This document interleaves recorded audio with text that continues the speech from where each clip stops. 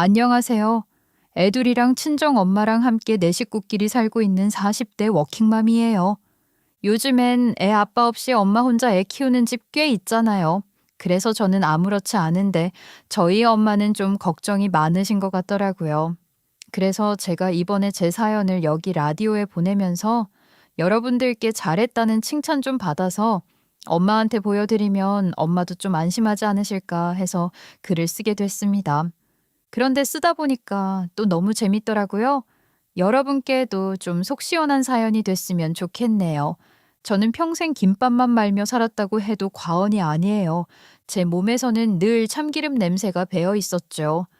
샤워를 두세 번 하고 나와도 누가 지나갔다가 너 또 김밥 말았어? 이런 말을 할 정도였어요. 어릴 때도 도시락은 항상 김밥, 뚜껑만 열면 김밥 냄새가 훅 올라왔는데 어릴 땐 친구들이 참 부러워했던 기억이 나네요. 왜냐면 우리 엄마가 시장통 골목에서 김밥 장사를 하셨거든요. 엄마가 김밥을 싸기 시작한 건 저 때문이었답니다. 솔직히 말해서 우리 엄마는 김밥 말기 전에는 정말 아무것도 못하는 사람이었어요.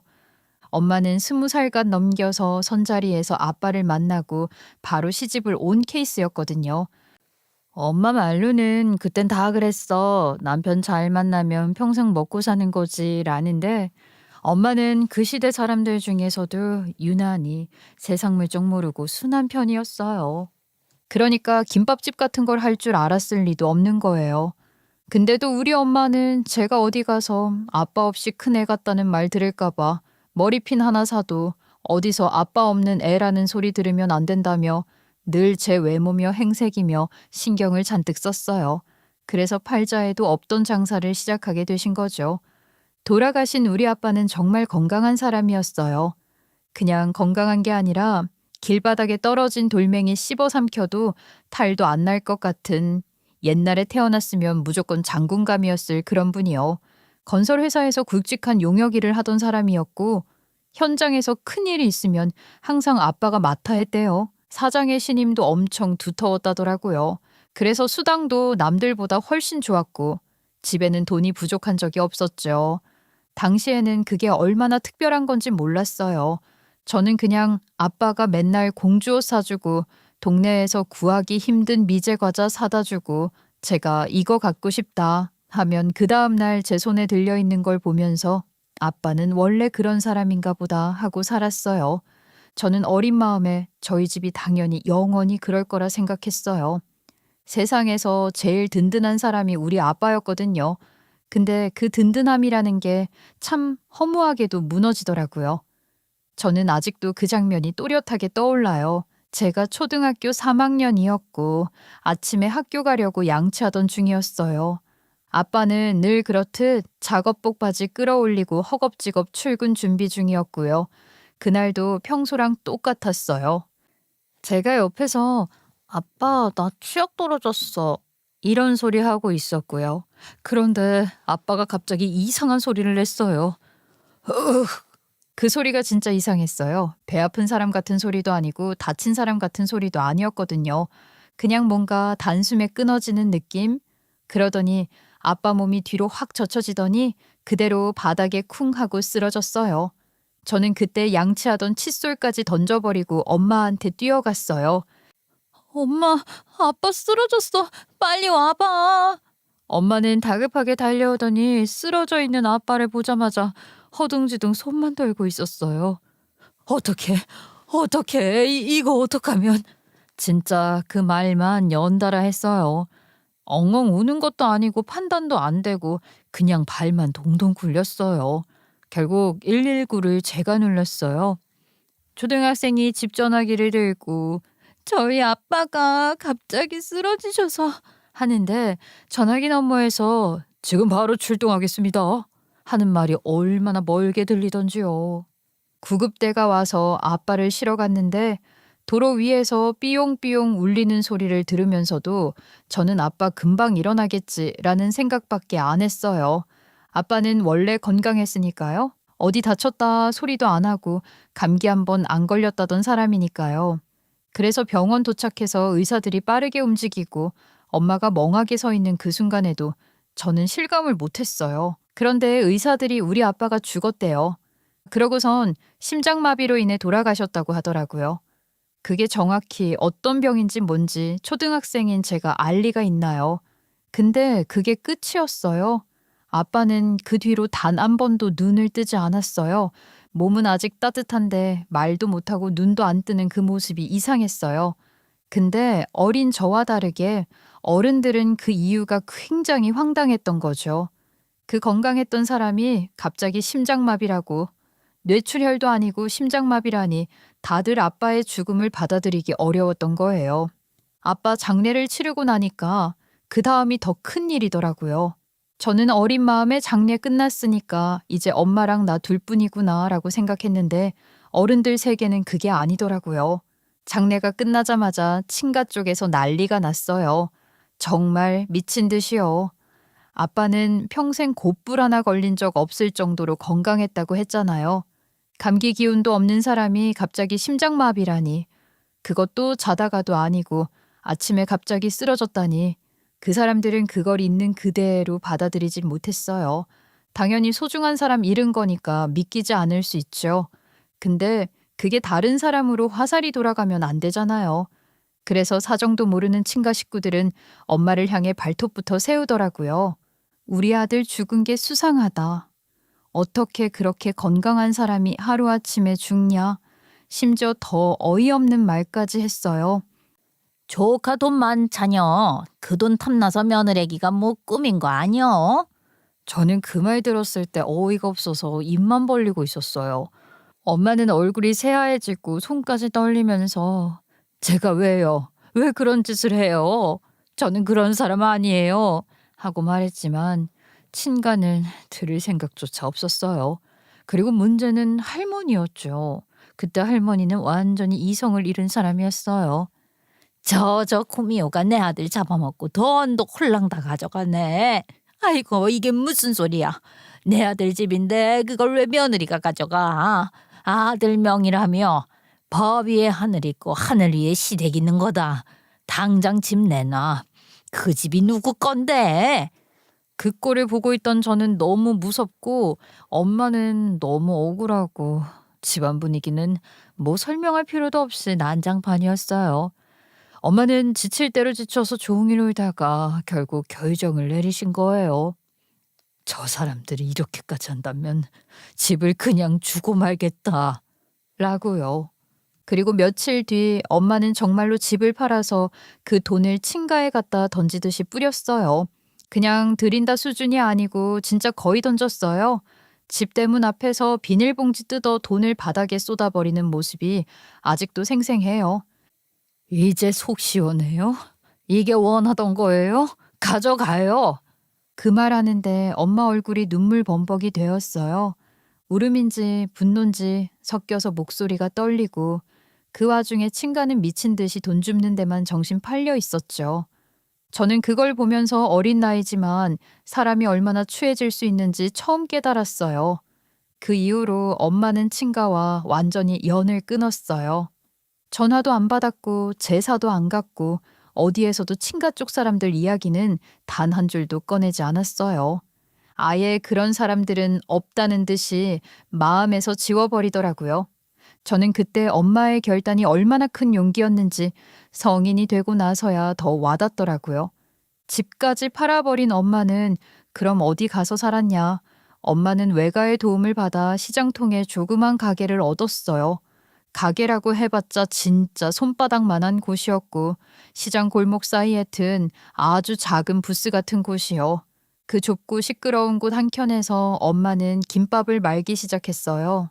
그때 엄마 나이가 고작 34살이셨죠. 지금 시대로 생각해보면 34살은 아직 결혼도 안 한 사람 많고 취미생활 챙기면서 커리어 쌓는 사람도 많잖아요. 근데 우리 엄마는 그 나이에 저를 키우기 위해 김밥집을 차리게 된 거예요. 생각할수록 마음이 턱 막혀요. 그런데도 엄마는 늘 저부터 챙기시곤 했죠.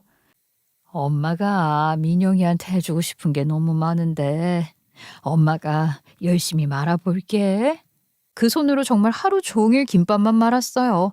밥에 간하고 참기름 넣고 재료 썰고 다시 밥하고 또 말고 새벽에 일어나 시장에서 재료 사와서 손마디가 다 부러져라 고생했어요. 엄마 손톱 사이에 늘 밥풀이 끼어 있었고 팔뚝에는 김밥 재료 준비하다 생긴 작은 상처들이 가득했어요. 그럼에도 엄마는 단 한 번도 김밥집을 하소연한 적 없었어요.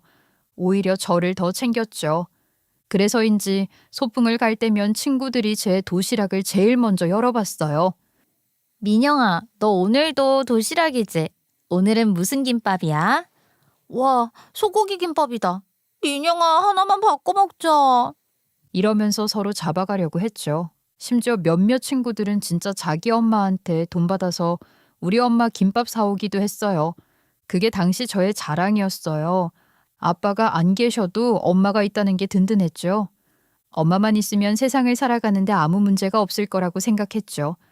근데 세상이라는 게 또 아이러니한 게 엄마는 그렇게 김밥을 찰지게 마시는데 저는 찰지게 공부하는 방법은 모르겠더라고요. 노력은 했는데 머리가 안 따라주는 타입? 저는 그런 애였던 것 같아요. 제가 열심히 공부해서 엄마를 먹여 살리겠다는 결심은 물거품이 되었지요. 전 결국 상고에 진학했고 졸업하자마자 직장 들어갔는데 하필 또 불미스러운 일에 휘말려서 회사를 그만두게 되었어요. 뭐 억울한 것도 있었고 좀 답답한 것도 있었고 여러모로 인생이 꼬이기 시작했지요. 저는 그때 너무 우울해서 집 밖도 나가기 싫더라고요. 그러고 방구석에 틀어박혀 있었는데 그때부터 엄마가 저보고 같이 김밥 말자고 하시더라고요. 그래서 저는 21살부터 김밥집에 나가 엄마 일을 돕게 되었죠.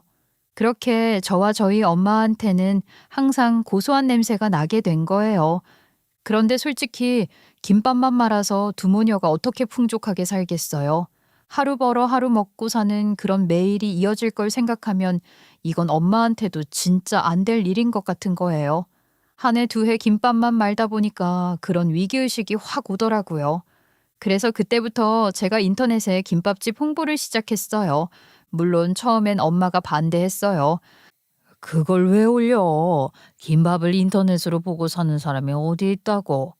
엄마, 요즘은 인터넷 안 하면 장사도 안 되는 시대야. 그리고 저는 뭔가에 꽂히면 끝까지 하는 스타일이라 상품 사진 찍고 메뉴판 다시 만들고 문의 오면 새벽이든 밤이든 답장 보내고 완전 기업 운영하듯 했어요. 사실 기업이 어떻게 운영되는진 모르지만요. 암튼 그렇게 열심히 했다는 거죠. 그런데 그게 기가 막히게 먹힌 거예요. 김밥은 어디나 있지만 맛있는 김밥은 의외로 드물다 보니까 제 김밥 사진 올려놓자 사람들이 반응하기 시작했어요. 사람들이 입맛이 까다로운 만큼 한번 맛있다고 느끼면 줄줄이 붙잖아요. 우리 김밥이 딱 그 케이스였어요. 제가 또 유행을 빠르게 잡아내는 편이라서 남들 김밥 똑같이 할 때 저는 좀 별난 걸 만들기 시작했어요. 매운 소시지 김밥이라든지 다이어트 한다고 야채만 씹어 먹는 사람들을 위해 만든 키토 김밥 같은 거. 이런 메뉴 하나하나가 SNS에서 화제가 되니까 김밥 사러 일부러 타지에서 오는 사람들도 생겼어요. 우리 엄마는 그걸 보더니 고개를 절레절레 저으면서도 웃었어요. 아이고, 나는 그냥 김밥 말았을 뿐인데 우리 딸은 별걸 다 한다. 돈은 어느 순간부터 눈에 띄게 들어오기 시작했어요. 하루 매출이 과거의 일주일 매출을 넘어가고 주말에는 주문이 끊일 새가 없었고 바쁘면 김밥 재료가 오후에 동날 정도였어요. 그렇게 1, 2년 지나니까 우리 둘의 삶이 완전히 달라졌어요. 단칸방 같은 곳에서 살다가 어느 날 새 아파트로 이사를 갈 수 있을 정도로요. 저는 아파트 단지 들어갈 때 이게 우리 집이야? 이 말이 입 밖으로 튀어나올 정도로 얼떨떨했어요. 엄마도 주변을 둘러보며 감탄을 하시더라고요. 엄마가 다시 이렇게 살 수 있게 될 줄 어떻게 알았겠어. 이게 다 우리 딸 덕분이다. 엄마가 딸 덕에 호강하네. 근데 사실은 엄마 덕분이었죠. 엄마가 한 김밥이 맛있으니까 제가 홍보하고 주문받고 그게 다시 돈 되고 결국 엄마가 기초공사를 완벽히 해놨던 건데요. 그런데 이렇게 살림이 나아지니까 엄마가 그동안 꽁꽁 숨겨뒀던 소원을 꺼내기 시작했어요. 우리 딸도 이제 시집 가야지. 좋은 사람 만나서 애도 낳고 오순도순 살아. 너도 가정이 있어야지. 엄마, 난 엄마랑 오순도순 살 거야. 엄마 혼자 두고 내가 결혼을 왜 해? 계속 김밥 말 건데? 엄마는 제 말은 듣지도 않고 자기 계획을 줄줄이 말했어요. 소개팅도 해보고 선도 들어보고 어디 집안 괜찮고 인성 좋은 사람 만나서 행복하게 살면 좋겠다면서요. 솔직히 저는 그때까지 연애 욕심이 크게 없었어요. 하루 종일 김밥 말고 마감하고 집 오면 손목 얼음찜질 해야 하고 그런 삶 살다 보면 연애고 뭐고 생각할 틈이 없죠. 근데 엄마는 정말 진심이었어요. 너무 일만 하지 마라 이런 말을 수시로 했어요. 그래서 결국 엄마가 추진한 선자리에 한번 나가봤어요. 그리고 그 자리에서 제 인생의 유일한 흠이 될 사람을 만나게 된 거죠. 바로 남편. 처음엔 괜찮아 보였어요. 남편은 저보다 3살 많았고 말투는 부드럽고 인상도 나쁘지 않았고요. 무엇보다 사업한다 이 말이 꽤 그럴싸하게 들렸어요.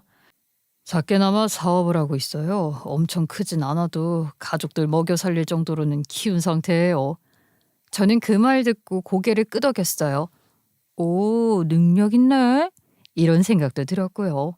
말은 겸손하게 했지만 식구들 먹여 살릴 정도면 사업 수완도 좋은 것 같았고요. 남편이 보기에도 우리 김밥집이 꽤 괜찮기도 했을 테고요. 서로 나쁘지 않게 만남을 이어가다 결국 엄마 소원대로 결혼을 하게 됐습니다. 그런데 알고 보니 남편 사업에는 시어머니랑 시누이 이름도 같이 걸려 있더라고요. 일은 딱히 안 하는데 월급은 나눠 받는다고 하대요. 그러니까 겉으로 보기엔 가족 기업 느낌.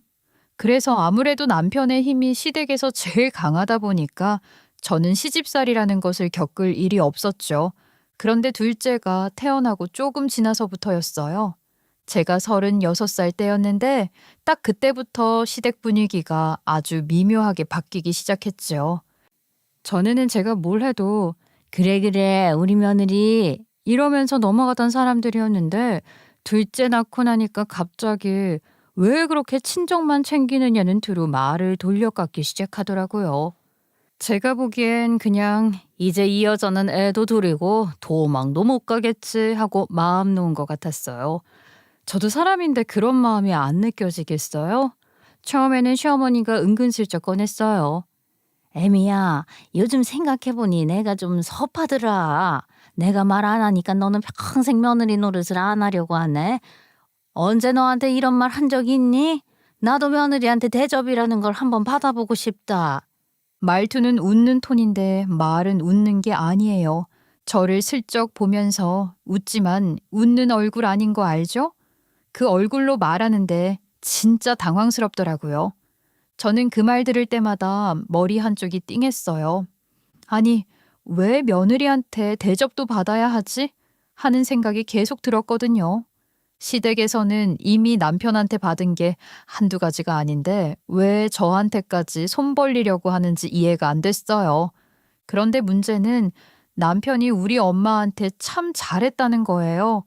이게 저를 흔들었죠. 엄마가 아플 때면 남편이 약 챙겨다 드리고 명절 때마다 선물하고 김밥집 일 도와드린다면서 슬쩍슬쩍 인심을 쓰곤 했어요. 그러니 저는 자연스럽게 그래, 나도 시댁에 잘 해야지. 이런 생각을 떨쳐낼 수가 없었어요. 그러니까 저도 시어머니가 쓸데없이 불러도 무조건 갔어요. 김장도 고춧가루가 어쩌고 배추가 어쩌고 하면서 손도 못 대겠다는 식으로 말하면 저는 일 다 내려놓고 갔는데요. 가보니까 말도 안 되는 양을 준비해 두셨더라고요. 그래도 전 배추를 절이든 속을 버무리든 다 했어요. 남편한테 당신은 안 와? 라고 물으면 남편은 바빠서 못 온다고 하면서 자기가 집 가서 안마해 주겠다고 하더라고요. 결국 안마는 못 받았지만요. 며칠 뒤엔 남편이 갑자기 그러는 거예요. 여보, 엄마가 연락 왔는데 이번 주에 안동에 좀 가자고 하시네. 아주 먼 친척집인데 뭐 그냥 인사드리는 게 좋을 것 같대. 안동? 당신 친척이 안동에도 계셨어? 몰랐네. 당신 근데 그날 일정 있다고 하지 않았어? 그래서 말인데 미안한데 당신 혼자라도 가줄 수 있을까? 내가 못 가니까 당신이라도 가야 할 것 같아서. 저는 그 친척이 누군지도 몰랐어요. 그런데도 그냥 갔어요. 이유요? 그게 가정을 위한 길이라고 생각했거든요. 멍청할 정도로 착실하게요. 근데 세상을 이렇게 참고 산다 해서 행복해지진 않더라고요. 결국 제 집에도 위기가 찾아왔어요. 둘째가 3살쯤 됐을 때 우리 엄마가 갑자기 그러셨어요. 민영아, 이제는 네가 김밥집 좀 맡아서 해라. 엄마는 손목이랑 무릎이 도저히 안 되겠다. 이 말을 할 때 엄마 얼굴이 너무 지쳐 있었어요. 평생 김밥만 말아온 사람 손목이 어떤지 아세요? 그냥 사람 손목이 아니라 진짜 기계 부품처럼 굳어 있어요. 더 쓰면 부러지겠더라고요. 제가 일을 시작한 지 벌써 18년 가까이 됐는데 엄마는 그보다 더 오랜 세월을 매일 하신 거잖아요. 저는 처음에 엄마 덕에 요령 배워 어렵지 않았지만 엄마는 요령도 없이 시작해서 그 손이 얼마나 상하셨겠어요. 근데 엄마가 가게를 떠넘긴다는 식으로 말했지만 저는 사실 기분이 나쁘지 않았어요. 그만큼 저는 그 가게에 애정이 있었고 제가 없으면 안 돌아가는 걸 알고 있었어요. 그래서 엄마, 진짜 내가 사장해도 돼요? 하고 물었더니 엄마가 웃으시는 거죠. 네가 다 했구만 뭘. 김밥이 잘 팔리는 것도 네가 메뉴 연구하고 홍보해서 그런 거지. 엄마는 진작에 너가 사장이라고 생각했어. 이 말을 하는데 제가 울컥했어요. 여러모로 인정받는 기분이랄까. 마침 애들도 어린이집에 다니기 시작했고 저도 가게를 본격적으로 챙길 시간이 생겼으니 가게 운영도 문제 없었어요. 장사는 이미 자리를 잘 잡은 상태였고 저는 더 키울 자신도 있었어요. 근데 문제는 늘 시댁이죠. 시댁에서 이 소식을 듣더니 세상에 어떻게 이런 일이 있냐는 듯이 반응하더라고요. 아니, 우리 아들이 벌어서 잘 먹고 잘 살게 해주는데 며느리가 왜 김밥집을 나간대? 그거 쪽팔리지 않니? 대표 마누라가 김밥집 한다고 하면은 남편 체면도 있는데 말이다. 사실 시댁은 전부터 제가 가게 도와주는 걸 내심 싫어했어요. 뭐 여러 의미가 있었겠죠. 저한테 며느리 노릇이니 뭐니 하던 거에 연장선이었을 수도 있고요. 우리 아들이 먹여 살린다 이 프레임을 깨고 싶지도 않았을 것 같아요. 그렇게 시댁은 뒤에서 수군수군 말도 안 되는 소리들을 하기 시작하던 그 시점이었어요. 그런데요, 인생은 언제나 한쪽이 좀 안정되려고 하면 반드시 다른 쪽에서 펑 터지는 법이더라고요. 남편 사업이 그랬어요. 진짜 말 그대로 하루아침에 쿵 내려앉은 거죠. 제가 만약 그때 김밥집을 안 하고 있었다면 우리 네 식구가 어떻게 됐을까 싶을 정도로요. 남편 사업이 왜 망했냐고요? 이래서 사람은 수족을 아무한테나 두면 안 돼요. 남편이 얘는 나랑 오래 같이 해서 믿을 수 있다고 데리고 다니던 직원이 있었거든요. 거의 오른팔처럼 붙어 다니던 애였어요. 남편이 회사에 없을 때 현장 챙기고 회계도 보고 거래처도 응대하고 남편이 믿는다 믿는다 말할 때마다 저는 속으로 너무 믿지 마라 이런 생각을 하긴 했어요. 근데 제 촉이 맞았던 거죠. 그 인간이 회사 돈을 횡령했어요. 그것도 그냥 몇백만 원 이런 귀여운 수준이 아니라 회사 전체를 뒤흔들 만큼 큰 금액을요. 남편이 그걸 알았을 땐 이미 늦었고 그 자식은 야밤에 사무실 물건 훔쳐 나르듯이 서류 몇 장 챙겨서 튄 다음 중국으로 넘어간 것 같다고 하더라고요. 경찰 조사에서도 이미 출국 기록만 남아있고 행방은 모름이라니 영화가 아니라 현실에서 이런 일이 일어나는구나 싶었어요. 근데 진짜 문제는 그게 끝이 아니었다는 거예요. 횡령을 한 인간이 회사 자금을 빼돌리면서 거래처 몇 군데도 엉망진창을 만들어 놨더라고요. 납품 일정은 틀어지고 계약은 어겨지고 위약금은 붙고 남편이 말하는데도 숨이 턱턱 막혀 보였어요. 여보, 나 완전 뒤통수 맞았어. 이걸 내가 어떻게 수습해야 할지 모르겠어. 저는 남편 손이 덜덜 떨리는 걸 보면서 한숨만 나왔어요. 아니, 이 사람은 회사에서 뭔 일 벌어지는지도 모르고 살았나 싶고 또 한편으로는 그렇게 믿던 사람한테 배신당한 게 안쓰럽기도 하고 감정이 복잡했죠. 그러니 어쩌겠어요. 사원으로 이름만 등록해두고 월급 명목으로 용돈 받아먹던 시어머니랑 시누이도 회사에서 제명됐죠. 당연히 그걸로 해결되는 일이 아니었고요. 결국 남편은 빚을 메꾸기 위해 열심히 발품을 팔아야 했습니다. 하지만 결국 이런 말을 하더군요. 여보, 이제는 해결할 방도가 없다. 미안한데 우리 집을 좀 팔아야 할 것 같아. 내가 정말 미안해. 집을 판다길래 저는 이미 예상했던 결과라 마음을 정리하고 있었어요. 어차피 결혼할 때 남편 명의로 샀던 집이고 남편 사업 덕에 60평대 아파트에서 살아볼 수 있었던 거니까요. 팔면 꽤 돈이 됐을 거예요. 결국 그 집 팔고 33평으로 줄여 들어갔는데 그것도 얼마 못 버티고 결국 빌라 전세로 이사 갔어요. 저는 담담히 이 일을 견뎌내고 있었는데 오히려 남편은 심적으로 많이 몰린 상태더라고요. 짐을 나르면서 남편이 울먹이듯 말했어요. 여보, 진짜 미안하다. 조금만 버티자. 나 다시 일어설게. 저는 그 말보다 제 손목을 꽉 잡고 있는 남편 손에 더 마음이 갔어요. 그 손이 너무 뜨겁고 떨려서요. 사람이라는 게 참 이상해요. 모든 게 무너지는 순간이 오니까 오히려 더 애틋해지고 안쓰럽더라고요. 그래서 그 손 꼭 붙잡고 같이 힘내보자고 생각하게 됐어요. 근데 다행히도, 진짜 다행스럽게도 제가 물려받은 김밥집이 있잖아요. 제가 아니었으면 우리 가족은 그때 완전히 끝장났을 거예요. 김밥집은 이미 브랜드가 되어 있었고 일부러 차 타고 오는 단골도 있을 정도였으니까요. 그래서 우리 네 식구 굶지는 않았어요. 저랑 애들, 남편까지. 최소한의 일상은 지킬 수 있었죠. 그렇게 하루하루 버텨냈어요. 진짜 버텼다는 게 딱 맞는 표현이에요. 누가 보면 눈물 나게 열심히 사는 부부 같았을 거예요. 솔직히 말해서 우리 집이 이렇게까지 흔들릴 줄은 몰랐어요. 남편 사업이 기울기 시작하자 그동안 입만 열면 제 김밥집을 쪽팔린다.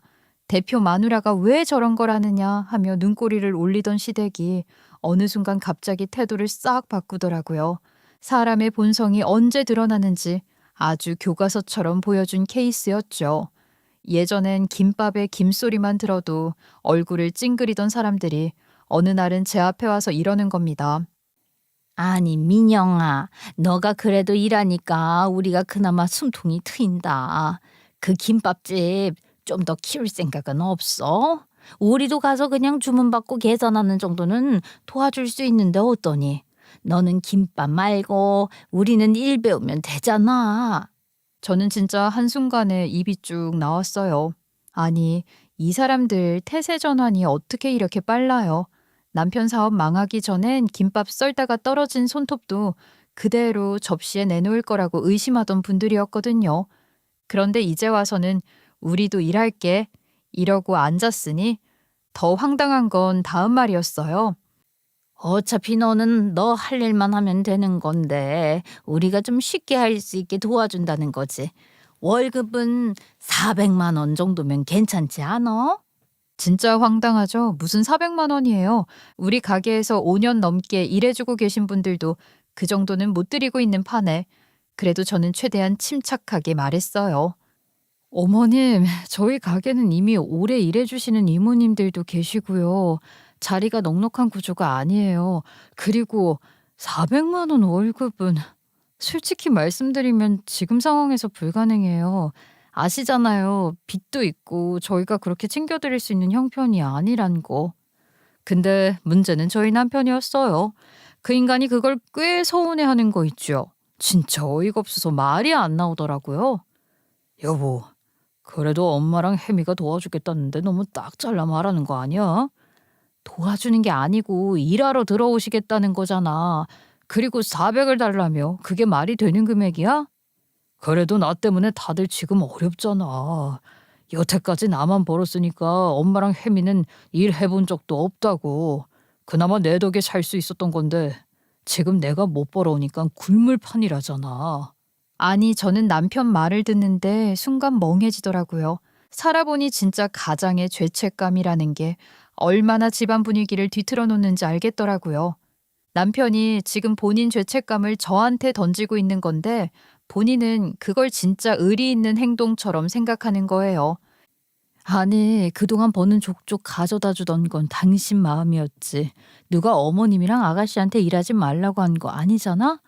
두 분도 지금 일하자고 하면 일하실 수 있을 정도로 사지가 멀쩡하신데 그걸 가뜩이나 힘든 우리가 도와드려야 한다고? 그럼 우리 애들은 누가 벌어서 먹여 살려? 애들 학원비는, 우리 대출은?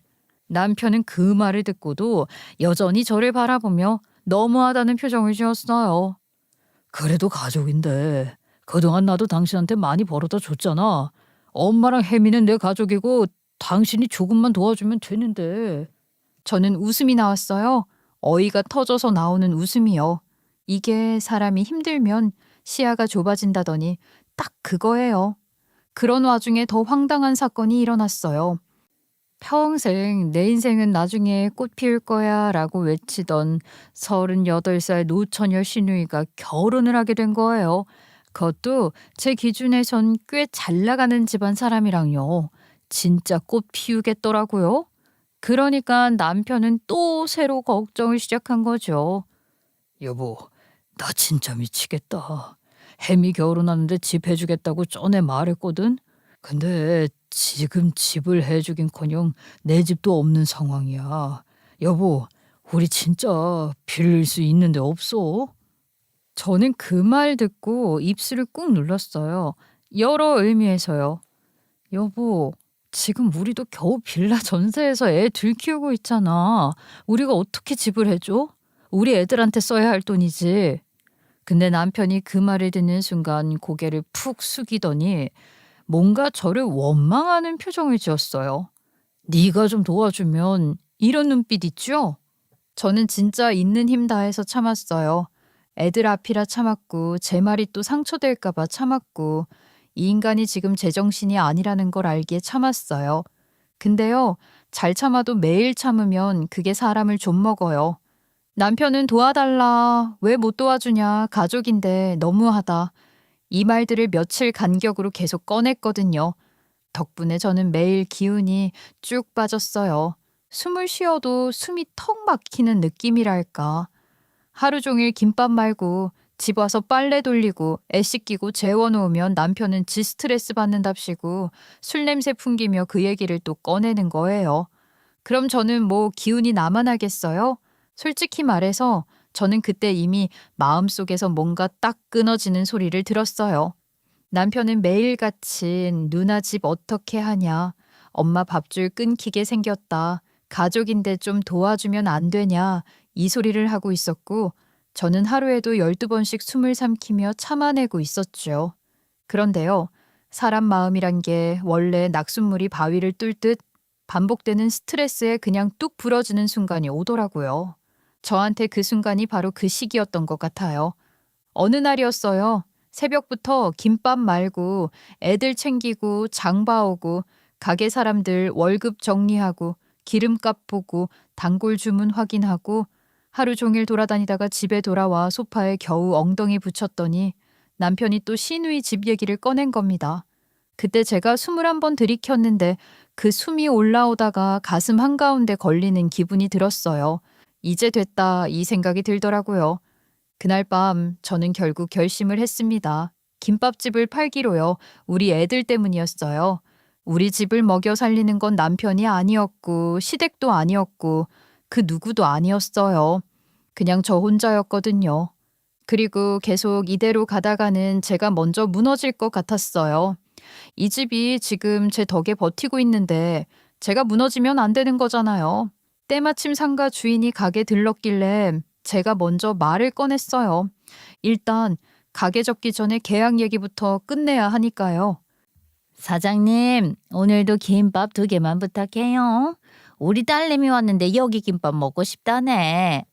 아, 아주머니 오셨어요? 저 마침 드릴 말씀이 있었는데. 응? 뭔데 그래요? 저 슬슬 가게를 정리해 보려고요. 요즘 힘에 좀 부치는 것 같아서 정리하고 좀 쉰 다음에 다른 거 생각해 보려고요. 잉? 이 잘 되는 가게를 접는다고? 너무 아깝지 않아요? 아이고 쉬고 싶다니 내가 더 할 말은 없지만은 사장님 오래 해줬으면 싶었는데 내가 너무 아쉽네. 그렇게 생각해 주시니 감사하죠. 아주머니, 새 세입자 구하실 때까지만 할게요. 여기 김밥 3줄, 한 줄은 서비스예요. 그렇게 상가 주인이 이제 이 김밥 못 먹는 거냐며 아쉬운 표정으로 돌아갔는데요. 다음날 다시 찾아와서 이런 말씀을 하시더라고요. 사장님, 내가 어제 그러고 가서 딸한테 말했더니 우리 딸이 김밥집 이어받고 싶다고 하네. 나도 그게 좋을 것 같아. 혹시 가게 채로 내줄 수 있을까요? 권리금은 충분히 드릴게요.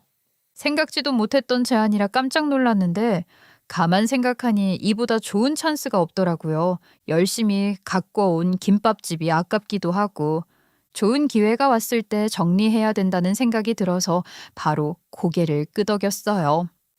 네, 저도 내심 아까웠는데 이어가 주시면 감사하죠.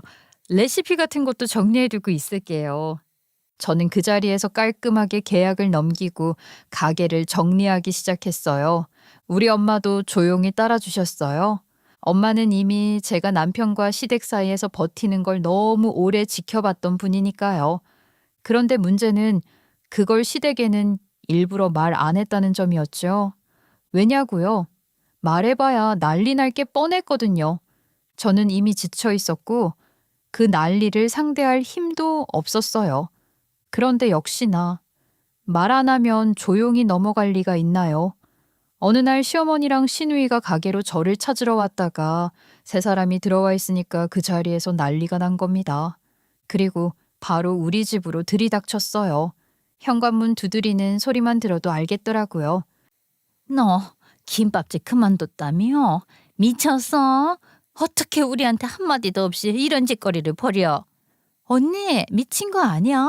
어떻게 말도 안 하고 가게를 팔아? 언니 진짜 이제 정신 놓은 거야? 저는 문 열다가 순간 기가 막혀서 웃음이 나오더라고요. 그런데 제가 웃어서 그런가 시어머니는 얼굴이 벌개져서는 저를 밀어붙이듯 말했어요. 너 김밥집 계속한다고 했잖아. 너 믿고 우리 딸 신혼집 계약했는데 어쩔 거야? 어쩔 거냐고. 우리 딸 집 해줄 돈은 빼놓은 거 맞아? 다짜고짜 와서 저한테 난리치는 것도 어이가 없었는데 누굴 믿고 누구 신혼집을 계약했다는 거예요? 그 말에 웃음이 싹 가신 거죠. 저도 더 이상은 못 참겠다 싶더라고요. 누구신데 여기서 난리세요? 두 분 저 아세요? 그 말에 시어머니랑 시누이 더 난리가 났죠. 저한테 미쳤냐느니 드디어 정신이 나갔냐느니 막 와곽대는데 사람 목소리가 멀리서 들리는 것처럼 한심하게 들리더라고요. 그래서 저는 방에 들어가서 서랍 열고 조용히 서류 한 장 꺼내서 두 사람 앞에 툭 내밀었어요. 말도 안 했어요. 그냥 보고 알아먹으라고. 시모가 제일 먼저 종이를 뒤집어 보더니 얼굴이 하얘지기 시작했죠. 시누이는 옆에서 고개를 내밀다가 자기 눈으로 그 서류에 지 오빠 이름이 없는 거 확인하니까 입모양만 벌어진 채로 멈춰 있었고요. 이게 뭐냐? 보시면 몰라요? 가족관계 증명서잖아요. 엊그제 뽑아온 따끈따끈한 거예요. 근데 왜 우리 아들 이름이 없어? 어휴, 설명하기 귀찮아서 서류 보여드렸는데도 계속 물어보시네. 당연히 이혼해서죠. 딱 그렇게 말했더니 둘이 동시에 숨을 들이마시는 소리가 들렸어요. 그러곤 바로 비난이 쏟아졌죠. 당연히 뭐, 왜 말을 안 했냐, 이런 중대사를 자기들끼리 결정하는 게 말이 되냐, 어쩌고 저쩌고.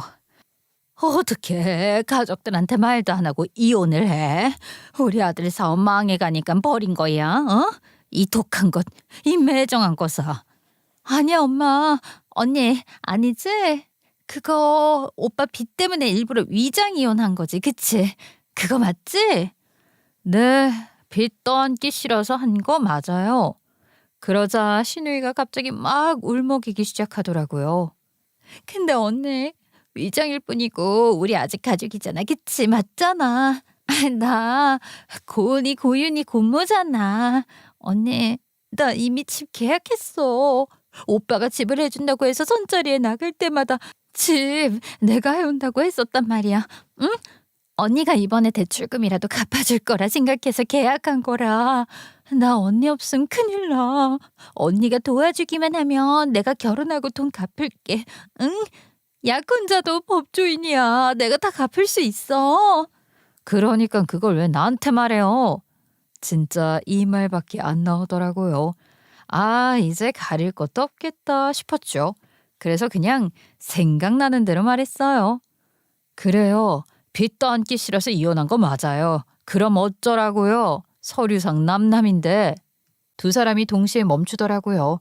시모는 입만 벌리고 숨만 쉬고 있고 신우이는 눈이 벌개진 채로 저를 노려보고 있고 그래서 저는 그냥 더 말했어요. 점점 말하는 게 쉬워지더라고요. 그 인간도 하기 싫다고 하긴 했어요. 제가 애들 생각하라고 밀어붙인 거지. 근데 솔직히 이혼한 게 다 두 분 덕분이네요. 그 인간의 애들 생각하면 더 이혼하면 안 되는 거 아니냐고 하는데 제가 시댁에서 받은 스트레스들 까보면 이혼 소송도 가능하다 했더니 이혼해 주더라고요.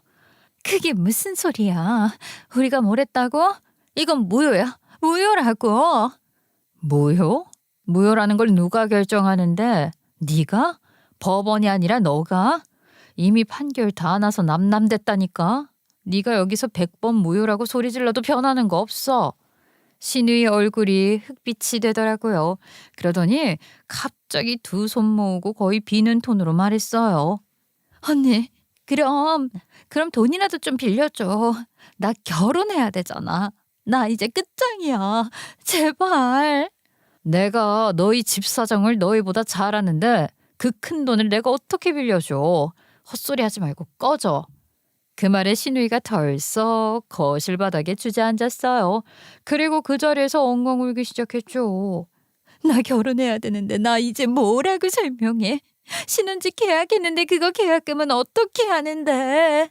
아미야, 우리가 정이 있잖니. 그래도 몇 년을 가족으로 살았는데 네가 좀 도와주면. 그런데 제가 무슨 정이 있어요? 말이 되는 소리를 해야죠. 그래서 저는 그동안 꾹꾹 눌러왔던 말을 그냥 전부 꺼냈어요. 정은 무슨 스스로 말하면서도 부끄럽지 않으세요? 사실 그동안도 이해가 안 됐었어요. 횡령을 당하는 동안 회사에서 몇 억씩 빠져나가는데 그걸 아무도 모른다는 게 말이 돼요? 몇 년 동안 일 한 번 안 하고 월급만 받아가는 두 분 같은 사람이 있으니까 아주 회사가 잘도 돌아간 거예요. 네? 그거 노동청에 신고하면 어떻게 되는지 아시죠? 고발하기 전에 당장 내 집에서 나가요. 그랬더니 둘이서 서로 눈치 보다가 진짜 찍소리도 못하고 쭉 빠져나가더라고요. 문 닫는 소리가 그렇게 시원하게 들린 적이 없었어요. 근데 문제는 이 와중에 뒤늦게 남편 놈이 연락을 해왔다는 거예요. 김밥집 팔아서 권리금 좀 받았다는 얘기를 어디서 들었는지 아주 태연하게 톡 하나 띡 보내왔어요. 여보, 당신 권리금 좀 받은 거 있다며. 나 지금 마침 필요한 돈이 있는데 조금만 도와줄 수 없을까? 너 줄 돈은 없어. 민영아, 우리가 싫어서 이혼한 건 아니잖아. 애들 생각 좀 해봐. 나 이번만 살려주면 다시 일어서서 우리 네 가족 같이 살 수 있게 노력할게. 진짜야. 한 번만 믿어줘. 저는 그 톡 보는데 한숨도 안 나오더라고요. 그냥 피곤했어요. 이미 시댁에 진이 다 빠져서 너랑 살고 싶은 마음은 없다고 딱 잘라 말을 하고 핸드폰 내려놨네요. 솔직히 시무랑 시누이 쫓아냈을 때까지만 해도 이제 좀 끝났겠지 싶었어요.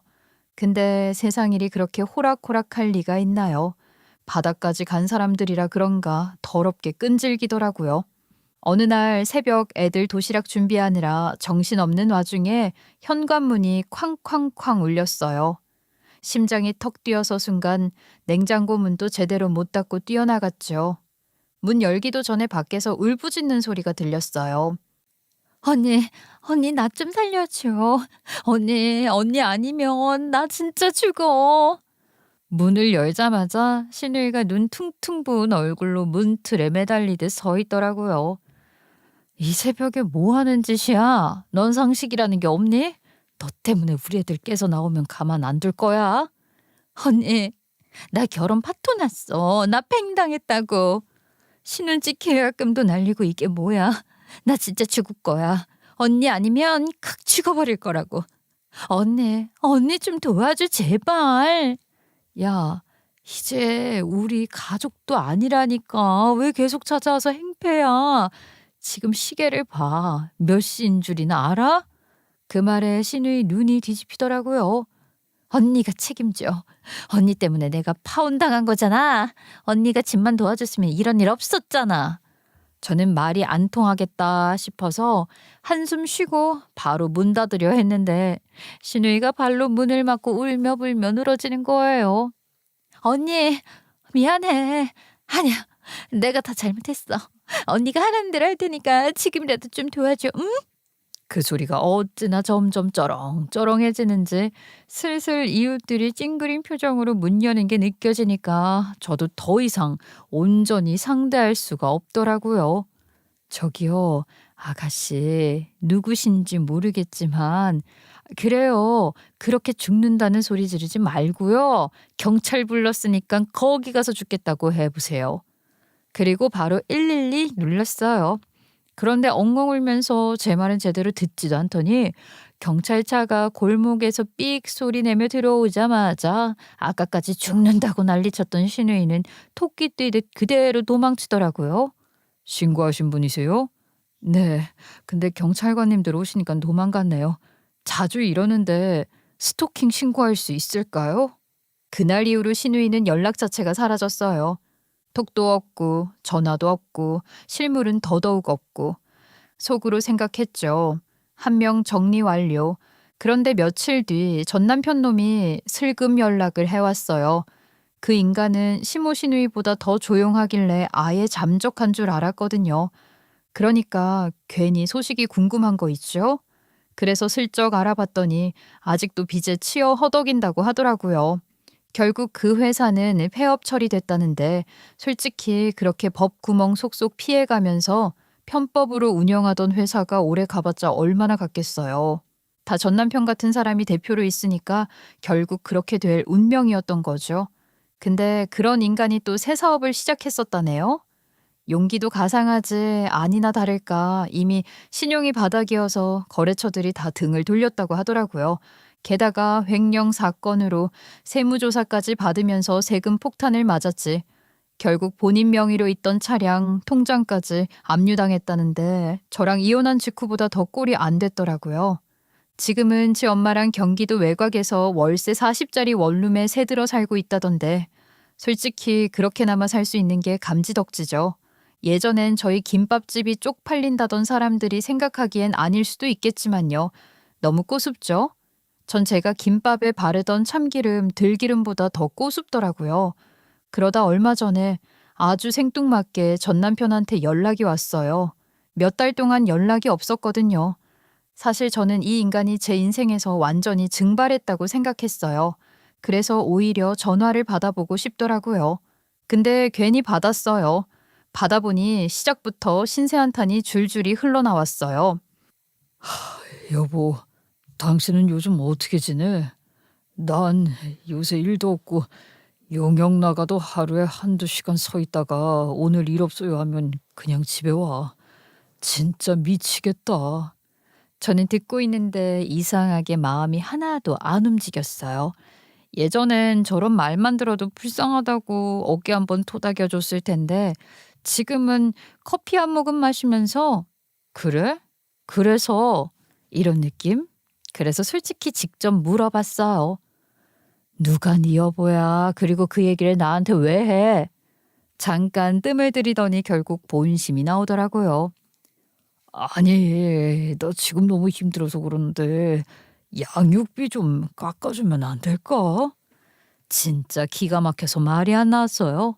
이 인간은 끝까지 지밖에 모르는 종자더라고요.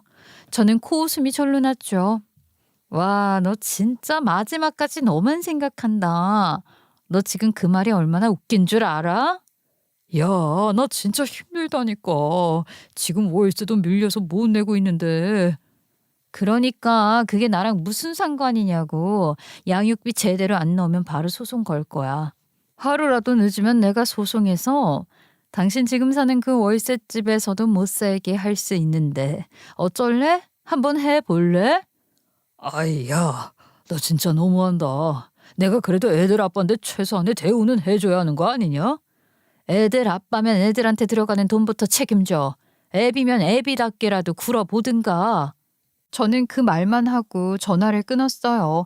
그 뒤론 지도 자존심이 상한 건지 아님 제가 호락호락 받아주지 않을 걸 느낀 건지 더 이상 연락하지 않더라고요. 그리고 지금 저는요, 시끄럽고 복잡한 도시를 일부러 벗어났어요. 저랑 엄마, 그리고 아이 둘, 우리 넷만의 조용한 일상이 있는 동네로 이사 왔죠. 완전 시골 동네로 온 건 아니고 그냥 애들이랑 같이 살기 좋은 그런 외곽 도시요. 김밥집 판도는 솔직히 꽤 됐어요. 레시피까지 싹 넘기는 조건이었으니까 제가 10수년 동안 쌓아온 노하우가 그냥 넘어간 게 아니라는 거죠. 단골들, 가게 자리, 브랜드 가치, 제가 만든 특제 메뉴들, 그게 다 권리금으로 들어왔어요. 덕분에 아이들 키우면서 부족하지 않을 정도의 자금은 확보해둔 상황이었지요. 그 돈으로 아주 작은 테이크아웃 커피집 하나 열었어요. 8평 남짓한 조그마한 가게인데 저는 여기가 너무 좋아요. 커피 머신 돌아가는 소리, 자글자글 얼음 갈리는 소리, 손님 발걸음 가끔 들리고 그 정도 소리가 딱 좋아요. 시끄럽지도 않고 적막하지도 않고. 엄마는 김밥집 그만두고 손목 쉬니까 손도 많이 풀렸는지 옆에서 쿠키 반죽 만지고 있어요. 원래 아기자기하게 손으로 잘 쪼물락거리시던 엄마니까 쿠키 모양도 유난히 동글동글 예뻐요. 버는 돈이 김밥집만큼 많진 않지만요. 거긴 진짜 하루 종일 전쟁터였거든요. 근데 지금은 소소하게 벌어도 마음이 편해요. 애들이 학교 갔다가 카페로 찾아오고 숙제한다고 테이블에 앉아있고 엄마는 그 애들 보면서 과일 깎아주고 저는 커피 내리면서 그 모습을 보고 있고 이런 평범한 일상이 오히려 더 사람 살게 만들더라고요. 그리고 제 예금은 아직도 든든히 남아있어요. 혹시라도 애들 병원비, 교육비, 갑자기 급한 일 생겨도 충분히 커버 가능한 정도. 엄마랑 제가 김밥집에서 피땀 흘리며 모은 돈이 괜히 제가 살 길을 열어준 게 아니더라고요. 무엇보다 좋아진 건 엄마예요. 엄마는 요즘 하루 종일 미소가 많아졌어요. 이제 좀 살겠다는 말도 자주 하고 김밥집에서 그렇게 혹사당한 손목도 병원 다니면서 많이 좋아졌고요. 밤마다 파스 붙이고 울먹이던 시절 생각하면 천국이에요. 그리고 제 새끼 둘은 아마 저보다 더 행복할 거예요. 여기 와서 친구들도 많이 사귀고 뛰어놀 공간도 많고 가끔 엄마 우리 여기서 오래 살자 라고 하는데 그 말이 얼마나 고마운지 몰라요. 어차피 인생이란 게 거창한 행복이 필요한 게 아니거든요. 애들 웃고 엄마 건강하고 내가 매일 할 일 있는 거. 그 정도면 충분한 것 같아요.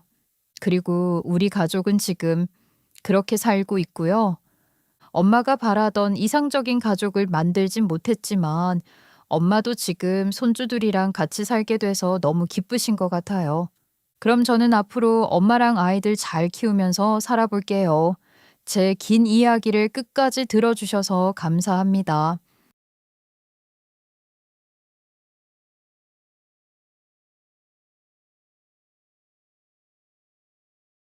안녕하세요. 인생은 당신이 계획한 대로 흘러가지 않지만 당신을 단단하게 만들어주는 방향으로 흐른다. 이 말 들어본 적 있나요? 정말 맞는 말이라고 생각하거든요. 저는 늘 계획적이고 꼼꼼한 편이라 인생도 어느 정도 예상 가능한 방향으로 흘러갈 줄 알았어요. 하지만 살다 보니 전혀 예측할 수 없는 순간들이 많더라고요. 하지만 그 순간들을 겪으면서 결국 강해졌던 것 같아요. 물론 강해지는 과정이 늘 쉬웠던 건 아니었어요. 때로는 너무 버거웠고 왜 이런 상황이 제게 주어졌는지 원망했던 적도 있었습니다. 그런데 결국 모든 시간이 지나간 뒤에 돌아보니까 저를 단단하게 성장시켜줬더라고요. 이제부터 시작할 제 이야기를 천천히 들어봐 주세요. 공감해 주시는 분들이 계시다면 그것만으로도 저에게는 위로가 될 테니까요. 저는 40대 중반으로 화장품 회사에서 마케터로 열심히 근무하고 있습니다.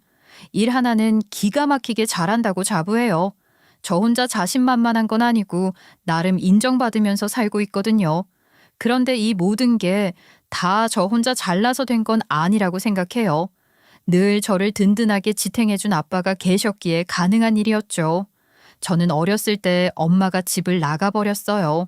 그런데 단순한 가출이 아니었고 다른 남자를 만나러 나간 거였더라고요.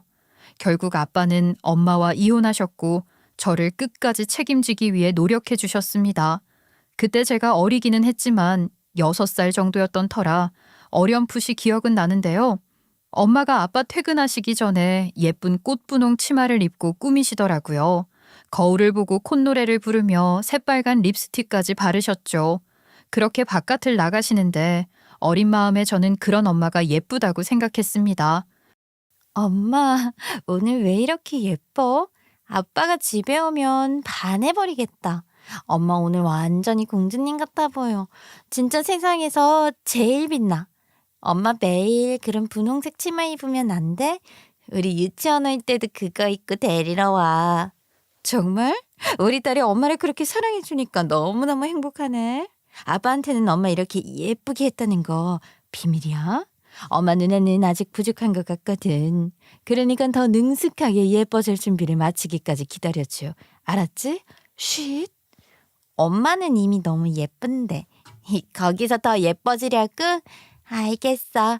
내가 쉿하고 비밀로 해줄 테니까 꼭 아빠한테도 보여주자. 분명 아빠도 엄마가 공주님 같다고 할 거야. 내 친구들도 엄마만큼 예쁜 사람 본 적 없다고 할 거야. 제가 온통 화사하게 치장한 엄마를 보면서 좋다고 방방 뛰니까 엄마도 기분 좋으셨던 것 같아요. 제가 연신 예쁘다고 했더니 그러면 더 예쁘게 보이겠다면서 치마를 올려 입곤 하셨습니다. 그리고 윙크까지 날리면서 거울을 들여다보셨죠. 시간이 흘러서 그게 다 바람을 필어가는 복장과 차림이었다는 걸 알고 얼마나 후회했는지 모르겠어요. 그때 예쁘다는 말이라도 건네지 말았어야 한다고 자책을 많이 했습니다. 제 말에 더욱 신나서 봄바람 찾아 나갔던 건 아닐지 많이 힘들더라고요. 그런데 어쨌든 저는 어린 나이에 엄마랑 떨어져 살게 된 거잖아요. 그러다 보니 저는 눈치 없이 엄마가 보고 싶다고 울기도 많이 울었거든요. 당연히 그럴 때마다 할머니, 할아버지는 아빠 속 태운다고 꿀밥 먹이시고 화를 내셨어요. 그런다고 엄마는 돌아오지 않는다면서 저를 버리고 간 거라고 소리치셨습니다. 그런데 그때마다 아빠는 저를 야속하게 여기지 않으시고 오히려 감싸 안아주시더라고요. 어린애가 무슨 잘못이 있겠어요. 당연히 이 나이에는 엄마 그리워서 눈물이 날 수밖에 없죠. 제가 좀 더 잘했으면 우리 딸까지 버리고 가지는 않았을 텐데 싶기도 하고 마음이 많이 아프네요. 벌써 애 어른이 되는 것보단 나으니까 너무 혼내지 마세요. 어이구 속 편한 놈아. 애도 알 건 알아야지. 아빠 속 썩이고 있는데 이걸 가만 놔둬? 너부터 챙겨라. 얼마나 충격이 컸으면 살이 그렇게 쭉쭉 빠진 건지. 아이고 아니면 세장가 들어라. 너 혼자 어떻게 키우려고 해? 벌써부터 고독하게 지낼 필요 없다. 지금도 이렇게 엄마 보고 싶어서 훌쩍거리는 애를 두고 어떻게 재혼을 하겠어요, 어머니. 새 가정에 적응한답시고 눈칫밥 얻어먹을 거 생각하면 그렇게는 못해요. 어머니 아버지가 계신데 제가 왜 고독하겠어요. 평생 우리 딸 바라보며 살 운명인가 봐요. 그때는 정말 아무것도 몰랐습니다. 엄마가 바람났다는 말도 무슨 뜻인지 못 알아들었거든요. 그런데 나이를 먹어가면서 지난날의 아빠를 떠올리면 자연스럽게 눈물이 쏟아지더라고요. 아빠가 얼마나 힘들고 속상하셨을지 점점 가늠할 수 있게 됐죠. 아빠가 그냥 제 밥만 챙기고 잠만 잘 수 있게 해주신 분도 아니었고 부족함 없이 키우기 위해 최선을 다하셨거든요. 엄마가 없는 빈자리를 감추기 위해 아빠는 저에게 헌신하셨고 제가 행복하면 본인도 불만 없다는 듯이 사셨습니다. 낮에는 택시 기사로 그리고 밤에는 대리 기사로 쉬지도 않고 일했고 끼니도 삼각김밥으로 때우며 차에서 쪽잠을 자는 날이 허다했어요. 그러다 겨우 집에 들어오시는 날에도 푹 쉬시는 게 아니라 저랑 같이 시간을 보내주시고 놀아주셨죠. 제 앞에 계실 때는 피곤한 기색이 전혀 느껴지지 않더라고요. 그저 보고 싶었던 딸을 마주한다는 기쁨에 행복해 보일 뿐이셨습니다. 아빠는 저를 번쩍 들어 올리면서 비행기 태워주셨고 방안을 한 바퀴 돌며 장난을 치셨어요. 저는 깔깔거리며 웃었고 그 웃음소리를 들으면서 아빠도 따라 웃으셨죠. 제가 웃으면 피로회복제라도 마신 것처럼 싹 풀린다고 하시더라고요. 그리고 같이 장난을 치고 나면 아빠는 제 방에 앉아 그림책을 읽어주셨습니다. 제가 졸린 눈을 비비면서도 한 페이지만 더 읽어달라고 조르면 아빠는 못 이기는 척 웃으면서도 한 장씩 더 넘겨주셨죠. 저도 졸음을 애써 참았던 게 아빠가 집에 오는 때가 많지 않다는 것을 알고 있었기 때문에 어떻게든 아빠랑 더 오래 같이 하고 싶어서 그랬던 것 같아요. 그렇게 아빠는 때때로 제가 원하는 인형놀이까지 함께 해주셨고 저를 위해 인형 목소리를 흉내내면서 대화를 주고받기도 하셨어요. 그렇게 저는 아빠의 사랑을 듬뿍 받으며 자라날 수 있었답니다. 그렇게 저는 아빠가 어떤 희생을 감내하셨는지 알고 있었기 때문에 무조건 아빠를 위해 살고 싶었어요. 그리고 연세 드셨음에도 저를 키워주신 할머니 할아버지를 위해 효도하고 싶다는 일념 하나로 독하게 달렸죠. 그러다가 시간이 흐르면서 할머니 할아버지도 노환으로 결국 돌아가셨고 이제 남은 가족은 아빠와 저뿐이었어요. 저는 아빠가 홀로 적적하게 살아가실까봐 마음에 걸려 결혼도 아예 생각을 접었습니다. 온전히 저를 위해 청춘을 바치셨던 아빠를 두고 어떻게 떠나겠어요? 그냥 아빠랑 평생 같이 사는 게 당연한 거라고 생각했죠. 하지만 아빠는 오히려 이런 저를 걱정하시더라고요. 아이, 너 나 때문에 연애도 안 하고 그렇게 단조롭게 살고 있는 거면 절대로 나를 위한 게 아니라는 걸 알아둬라. 나는 네가 나중에 혼자 남을까 봐 걱정이거든. 너는 외동인데다가 엄마도 없고 친척이랑 교류도 없는데 얼마나 외롭겠어. 아, 그건 나중 일이잖아요. 제가 집에만 있는 것도 아니고 친구들도 있고 회사 동료들도 있어요. 아빠가 저를 아직도 어리게 생각하셔서 그렇지 저 인정받으면서 회사도 잘 다니고 있고 혼자 살아도 하나도 안 외로워요.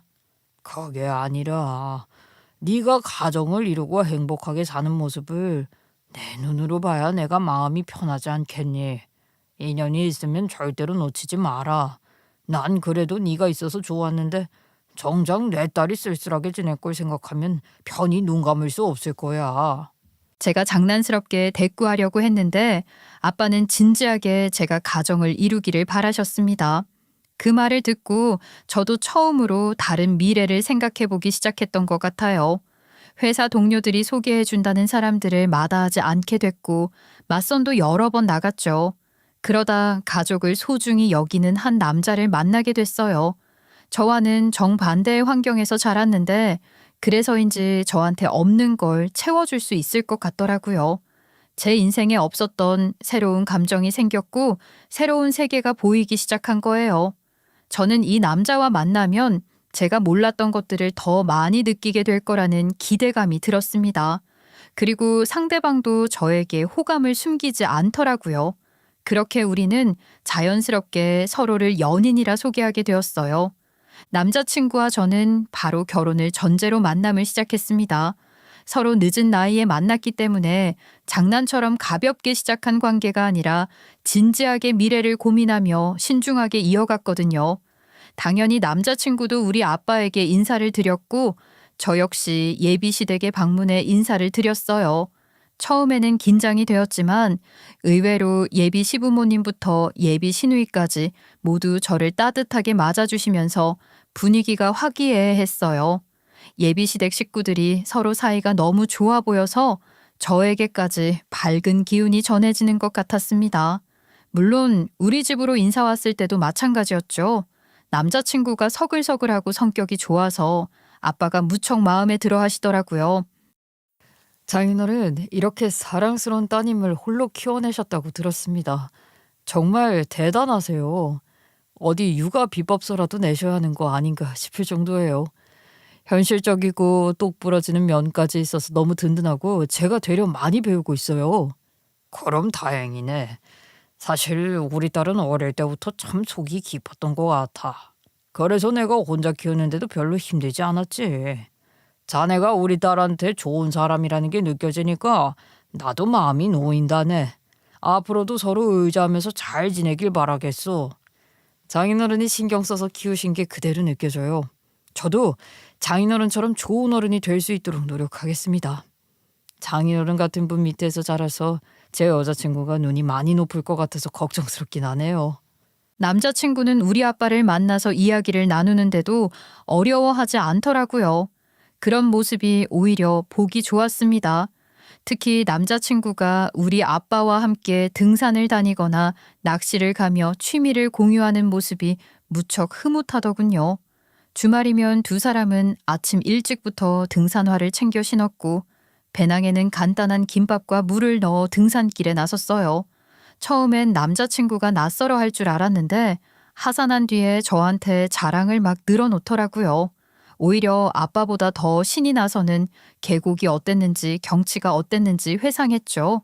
아빠도 남자친구에게 등산의 묘미를 설명해 주시면서 기뻐하셨습니다. 낚시를 갈 때도 남자친구와 아빠는 오래된 친구처럼 열정을 불태우더군요. 아빠는 예비사위라기보단 아들이 하나 더 생긴 것 같다고 하시면서 기분 좋게 받아들이셨어요. 제가 너무 늦게까지 아무도 데려올 생각을 안 하길래 걱정했는데 한 방이 있었다며 칭찬해 주시더라고요. 그렇게 순조롭게 흘러가던 어느 날 남자친구가 회사에서 상사와 크게 충돌하는 일이 생겼습니다. 업무에 불이익이 있었는데 결국 참지 못한 거였어요. 그렇게 감정이 격해진 끝에 회사를 그만두게 되었고 저는 남자친구가 그동안 직장에서 스트레스를 받으며 버텨온 걸 알고 있었기 때문에 그저 다독여 줄 수밖에 없었죠. 수고 많았어. 어차피 거기서 계속 다니는 것도 힘들었잖아. 차라리 이참에 잘 정리된 거 아닐까? 사람이 평생을 똑같이 살아갈 수는 없잖아. 아예 새로운 도전을 생각해보는 것도 나쁘지 않다고 생각해. 그러게. 그런데 이 나이에 이직을 생각하려니 부담스럽긴 하다. 이 나이에는 어디 다른 곳 들어가서 열심히 배워보겠다고 해도 회사 쪽에서 불편하다고 거절하는 경우가 많거든. 아무래도 상사가 나보다 어릴 테니까. 그렇다고 너무 걱정할 건 없어. 성실하고 능력 있는 사람은 어디서든 길을 찾아내는 법이거든. 나는 당신이 이러다 마음에 병이 날까 걱정했는데 차라리 잘 나온 것 같아. 충분히 다시 기회를 찾을 수 있을 거야. 예비시댁에서도 남자친구에게 그동안 고생 많았다며 위로해 주셨습니다. 남자친구가 예비시댁 식구들하고 사이가 긴밀하다는 건 진작 알고 있었지만 갑작스럽게 관두고 나온 거라 나쁜 말 들을까봐 좀 걱정스러웠거든요. 그런데 적극적으로 달래주시고 지지해 주셔서 보기 좋았어요. 결국 남자친구는 고민 끝에 퇴직금과 저축해뒀던 돈을 모아 코인 노래방을 차리기로 했습니다.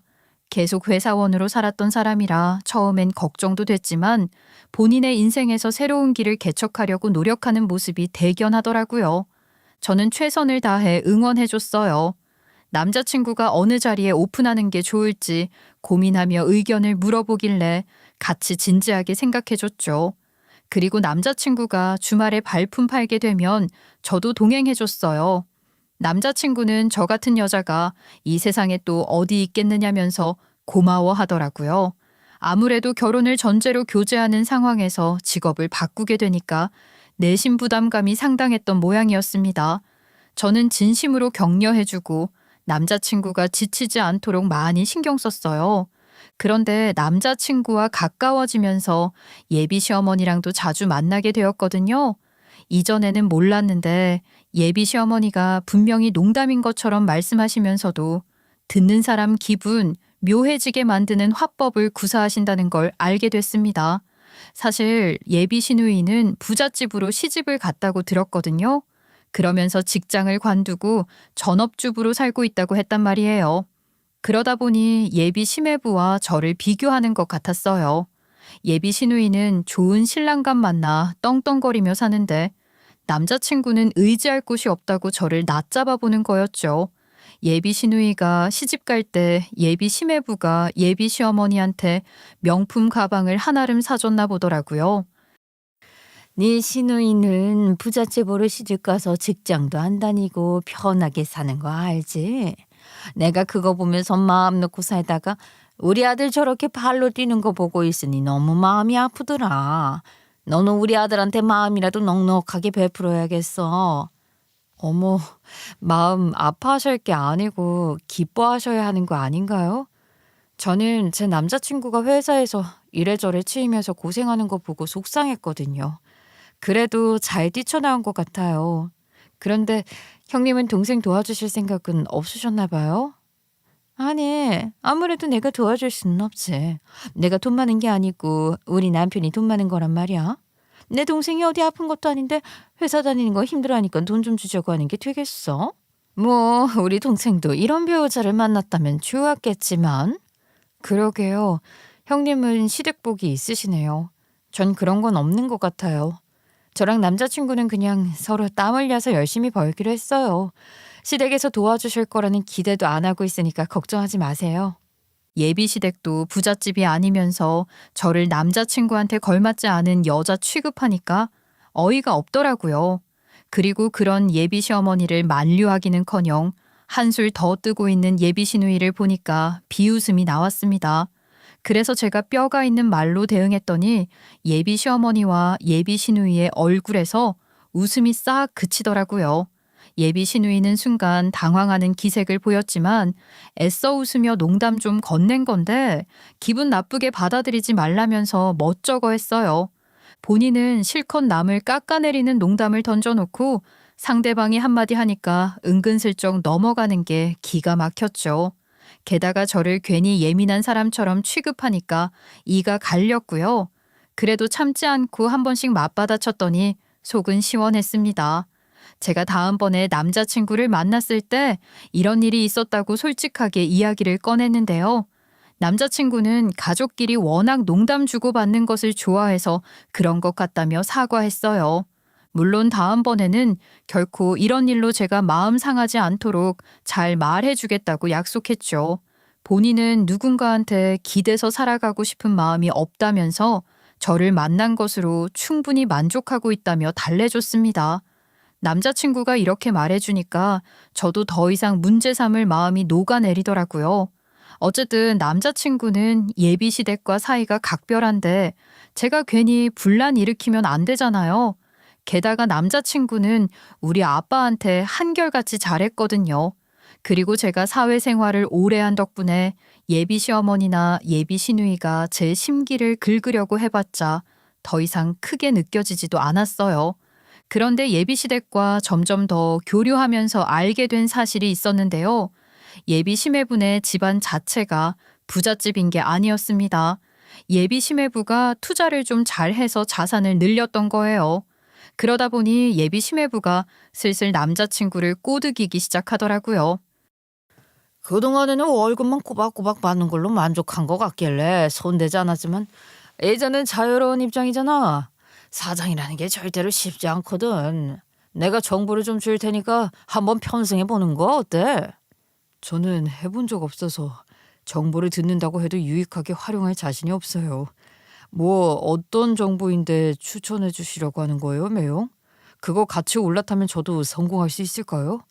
솔직히 사장이 되어 보니까 갈구는 사람 없어서 좋긴 한데 부담되긴 하더라고요. 그러니까 내가 걱정돼서 건의하는 거야. 내가 이미 성공해 봤으니까 꺼리낌 없이 이렇게 추천할 수 있는 거지. 내가 자신감 없으면 감히 누구한테 건의를 할 수 있겠어. 한 방이 터지면 그걸로 완전 게임 끝이라고. 남자친구는 처음에는 가만히 듣고 넘기는 듯 하더니 점점 귀가 팔랑거리기 시작했습니다. 원래 회사에 소속된 채로 월급을 받을 때는 정해진 만큼 매달 들어왔는데 코인 노래방은 손님이 어느 정도 오는지에 따라서 수익이 달라지잖아요. 그런데 전기요금이라든지 월세라든지 나가야 할 돈은 매번 있다 보니까 부담이 큰 것 같더라고요. 예비 시매부는 그런 남자친구의 심리를 간파했습니다. 그래서 남자친구를 유혹이라도 하듯이 설득하더군요. 남자친구는 조심스러워하면서도 솔깃한 눈치였어요. 저는 당연히 속이 타들어갈 수밖에 없었죠. 이미 코인 노래방까지 시작한 마당에 남은 돈마저 불확실한 투자에 넣는다는 게 너무 위험해 보였거든요. 저는 남자친구한테 큰 돈을 벌어다 달라고 요구할 생각 없으니까 지금 가진 거라도 안정적으로 운영하면서 발전시켜 나갔으면 좋겠다고 설득했습니다. 남자친구는 제가 간절하게 말하니까 망설이긴 하더라고요. 하지만 그러면서도 기회가 왔으니 잡아야 하지 않겠냐고 조심스럽게 제안했어요. 저는 한숨을 쉬면서도 강경하게 대답했죠. 만약 투자가 잘못된다고 해서 예비 심해부가 보상해주는 것도 아니라고요. 남자친구는 결국 시무룩한 얼굴로 알겠다고 했습니다. 사실은 하고 싶어 하는 게 눈에 보였지만 제가 극구 반대하니까 포기한 거죠. 남자친구는 제가 보는 앞에서 예비 심해부에게 투자하지 않겠다고 거절하는 연락을 남겼어요. 그리고 그날 귀가하는데 예비 시누이에게 전화가 왔습니다. 내 동생이 부자가 된다고 해서 결혼을 반대하지는 않을 거야. 그러니까 내 동생 잘 되려는 상황에서 괜히 앞길 막으로 되지 않았으면 좋겠어. 이미 성공한 사람이 주는 믿을 만한 정보라는데 왜 그렇게 말리는 거야? 이미 저희 처음에 결혼 의논할 때 생각했던 예산도 코인 노래방 차리면서 구멍 많이 났어요. 지금은 있는 거라도 잘 지키는 게 우선이라고요. 제발 더는 모험하자고 바람 놓지 않았으면 좋겠어요. 어머? 무슨 바람을 넣는다고 표현해? 무슨 그거 엄청 고급 정보인데 내 동생이니까 기뜸해 주려고 하는 거지. 남이었으면 절대로 말 안 했을 거라고. 기회를 준다는데도 걷어차는 꼴은 또 처음 보네. 그렇게 확실하게 부자 되는 기회라면 이 세상에 가난한 사람이 어디 있겠어요. 저는 이미 확고하니까 설득하시려고 해도 소용없어요. 형님은 확실한 기회를 가지셨으니까 부자 되시고 그렇게 자랑하시던 명품 가방 저한테도 하나 사주시든지요. 예비 시누이는 끈질기게 같이 투자하자면서 저를 붙잡다가 명품 가방 사달라니까 겨우 떨어져 나갔습니다. 저는 이제 막 가정을 꾸리려고 준비하는 상황에서 코인 노래방에 더해 또 다른 위험을 감수하는 일을 굳이 더 얹어가고 싶지 않더라고요. 게다가 남자친구는 코인 노래방 차리는데 큰 돈을 쓴 상태였거든요. 우리가 생각했던 것보다 예산이 많이 줄어든 상황이라 그거 감안하기도 이미 머리가 복잡했습니다. 그나마 아빠가 조부모님 모시고 살면서 최대한 안 쓰고 모아둔 돈으로 40평짜리 집을 사셨거든요. 이제 조부모님 안 계시니 그렇게 큰 집은 본인에게 필요 없다면서 먼저 신혼을 여기서 시작하라고 권유해 주셔서 다행이었어요. 아빠는 어차피 혼자 지내고 계시니까 따로 빌라를 구하시겠다고 하시더라고요. 집이 넓기만 하니까 오히려 쓸쓸하고 청소하기 힘들다고 덧붙이셨습니다. 솔직히 저에게 따로 언지를 주셨을 때는 너무 죄송한 마음에 거절했는데요. 우리 아빠가 워낙 딸 바보고 저만 바라보며 사신 터라 제가 어렵게 신혼을 시작하는 모습을 보기 힘들어 하시더라고요. 40평이라고 하면 제가 엄청 부유하게 느껴지시겠지만 우리 집은 서울이 아니었기 때문에 가능했던 것 같아요. 당연히 남자친구도 너무 감사하게 생각해서 여러 번 인사드렸죠. 단순히 말로만 감사 인사 드리는 게 아니라 작은 행동으로도 그 마음을 표현하려고 노력하더군요. 남자친구는 평소 손재주가 괜찮았는데 일부러 아빠 집에 가서 간단한 수리가 필요한 곳 없나 두리번거렸어요. 그리고 아빠가 따로 부탁하지 않으셨음에도 선반을 고쳐주거나 오래된 수도꼭지를 바꿔드리기도 했답니다. 처음엔 본인이 먼저 해주겠다고 한 거니까 괜히 미안해하지 말라고 하시던 아빠도 남자친구가 서툴지 않게 척척 해내는 걸 보면서 흐뭇한 미소를 짓더라고요. 아빠는 이렇게 구는데 어떻게 미워할 수 있겠느냐며 회를 사주셨어요. 그런데 이런 상황에서도 예비 시어머니는 도움의 손길 한번 내미실 생각 없으면서 불만만 늘어놓더군요. 아니 그 집 팔고 투자했으면 훨씬 큰 돈 벌었을 텐데 이거야 원. 스스로 눈 감고 살아가는 거랑 뭐가 다르냐. 너는 살아오면서 기회를 몇 번이나 놓쳤을지 이제는 궁금해진다. 사돈도 너같이 답답한 애 키우느라 고생 많으셨겠어. 어이구. 우리 조부모님과의 추억이 남아있는 곳이라 그런 이유로 팔 생각 없습니다. 사람이 살아가면서 돈만 버나요? 그러면 제가 그 일랑 결혼하기로 마음먹었을까요? 돈보다 더 중요한 것들이 있으니까 제가 지금 어머님 눈앞에 있는 거예요. 으이씨구, 아이고 그 말은 번지르르 하게 하네. 그런다고 내가 반성이라도 할 줄 알아?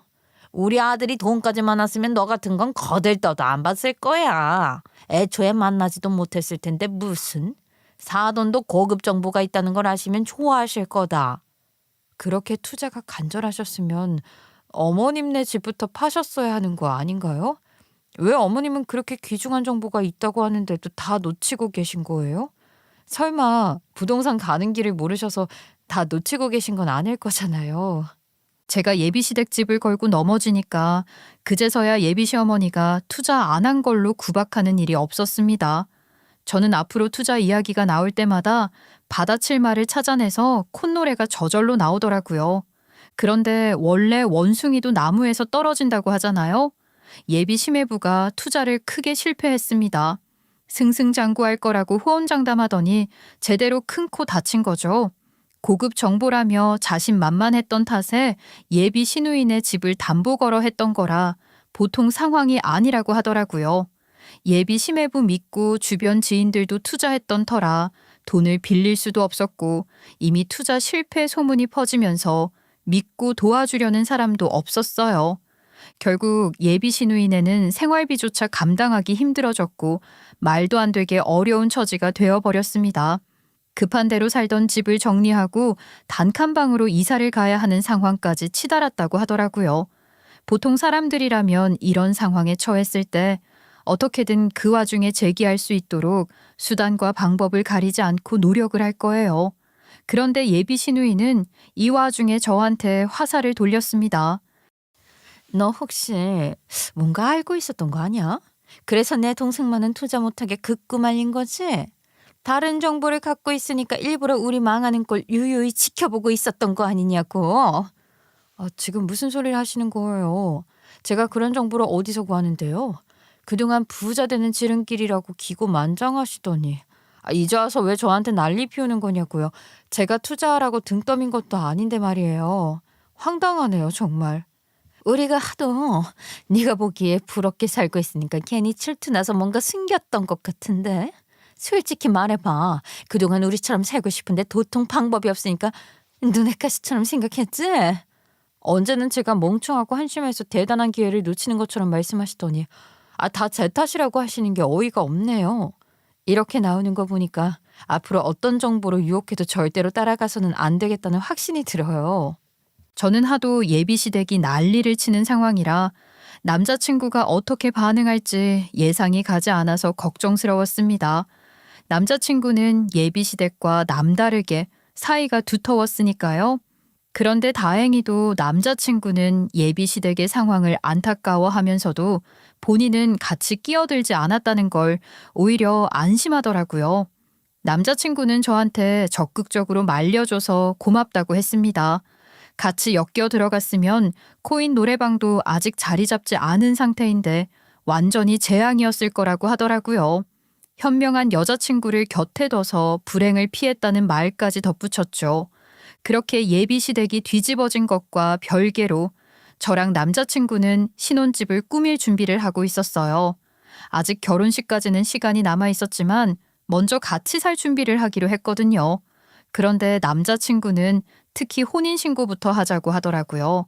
아무래도 나라에서 여러 가지 혜택을 많이 받을 수 있으니까요. 건강보험 피부양자로 등록하면 보험료를 절감할 수 있고 배우자 공제 혜택을 받으면 소득세 부담도 줄어든댔어요. 게다가 자동차 취득세 감면도 되니까 그거 써먹자고 하더군요. 이번에 예비시댁 사건을 계기로 나름 이것저것 공부를 많이 한 것 같았습니다.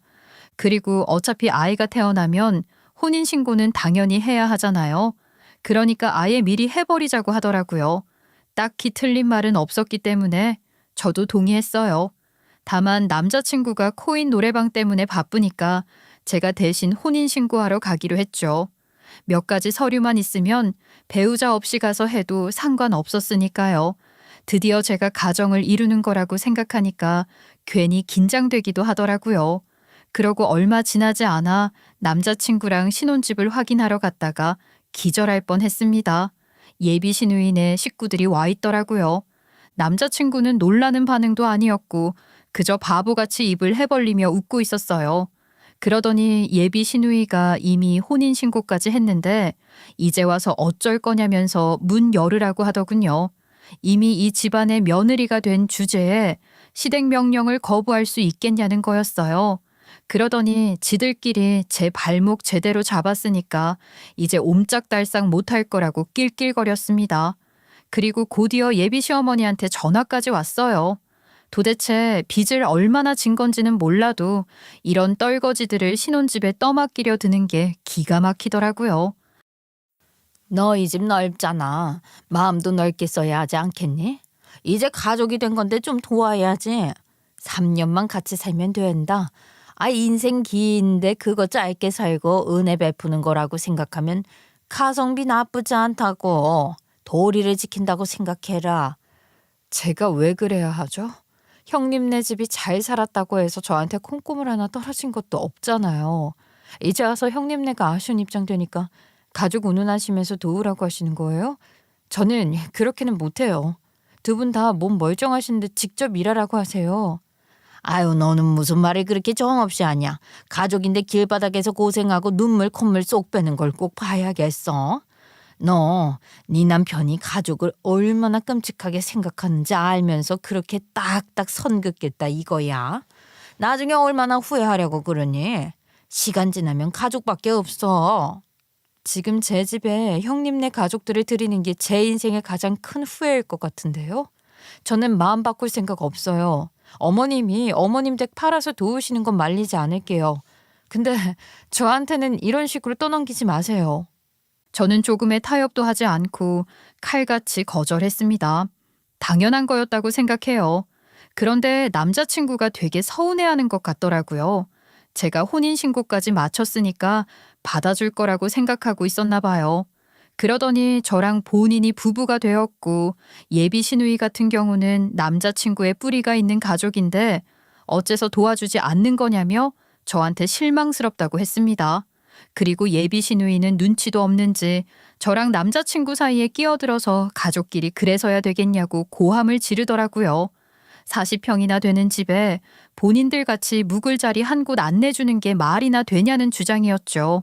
당장 문 열어달라면서 벽을 발로 차는데 무슨 양아치라도 보는 줄 알았다니까요.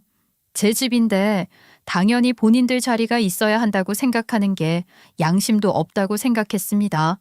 그리고 저는 조용히 미소를 지으며 남자친구와 예비 시누이네 가족들을 바라보며 입을 열었어요. 저 혼인신고 안 했는데요. 우리 아무 사이도 아니에요. 그냥 오늘 헤어지자고 말하면 남남되는 거라고요. 제가 혼인신고했으면 뭐 시댁에 묶이기라도 할 줄 알았어요? 제가 칼같이 따를 줄 알으신 거예요? 그게 무슨 소리야? 이거 거짓말이지. 주민센터 가면 다 나와. 당신 거짓말한다고 우리 안수가 넘어간다고. 그 정도로 시댁한테 조금도 마음 내어주기 싫은 거야? 나야말로 실망이다. 당신 이러면 이혼이야? 무슨 이혼이야? 혼인신고 안 했다니까. 나는 여기에 있는 사람들을 위해 아무것도 할 필요가 없어. 그 어떤 의무도 없는 사람이라고. 그렇게 거짓말하는 것 같으면 당장 주민센터 가보든지. 제가 혼인신고 안 했다는 말을 꺼내자마자 분위기가 확연하게 얼어붙었습니다. 사실 저도 떨리는 마음으로 남자친구 대신 혼인신고하러 가려고 했는데요. 예비시댁이 워낙 난장판인 상황이다 보니까 좀 두고 지켜봐야 할 것 같다는 생각이 들더라고요. 그리고 제가 옳았던 거죠. 혼인신고를 무슨 덫처럼 생각했던 건지 저와 제 집을 지들 마음대로 공유하려고 했던 게 얼마나 화가 났는지 몰라요. 저는 당당하게 그 잡것들을 노려봤습니다. 예비 시누이네 식구들은 어리둥절한 눈빛이었고 남자친구는 세상이 무너진 것처럼 벽에 기대더라고요. 그리고 제가 무슨 말을 하는 건지 이해할 수 없다는 듯이 당황하더니 거짓말이라고 난리쳤죠. 예비 시누이는 왜 확실하게 일 처리를 하지 않았냐고 남자친구를 다그치더군요.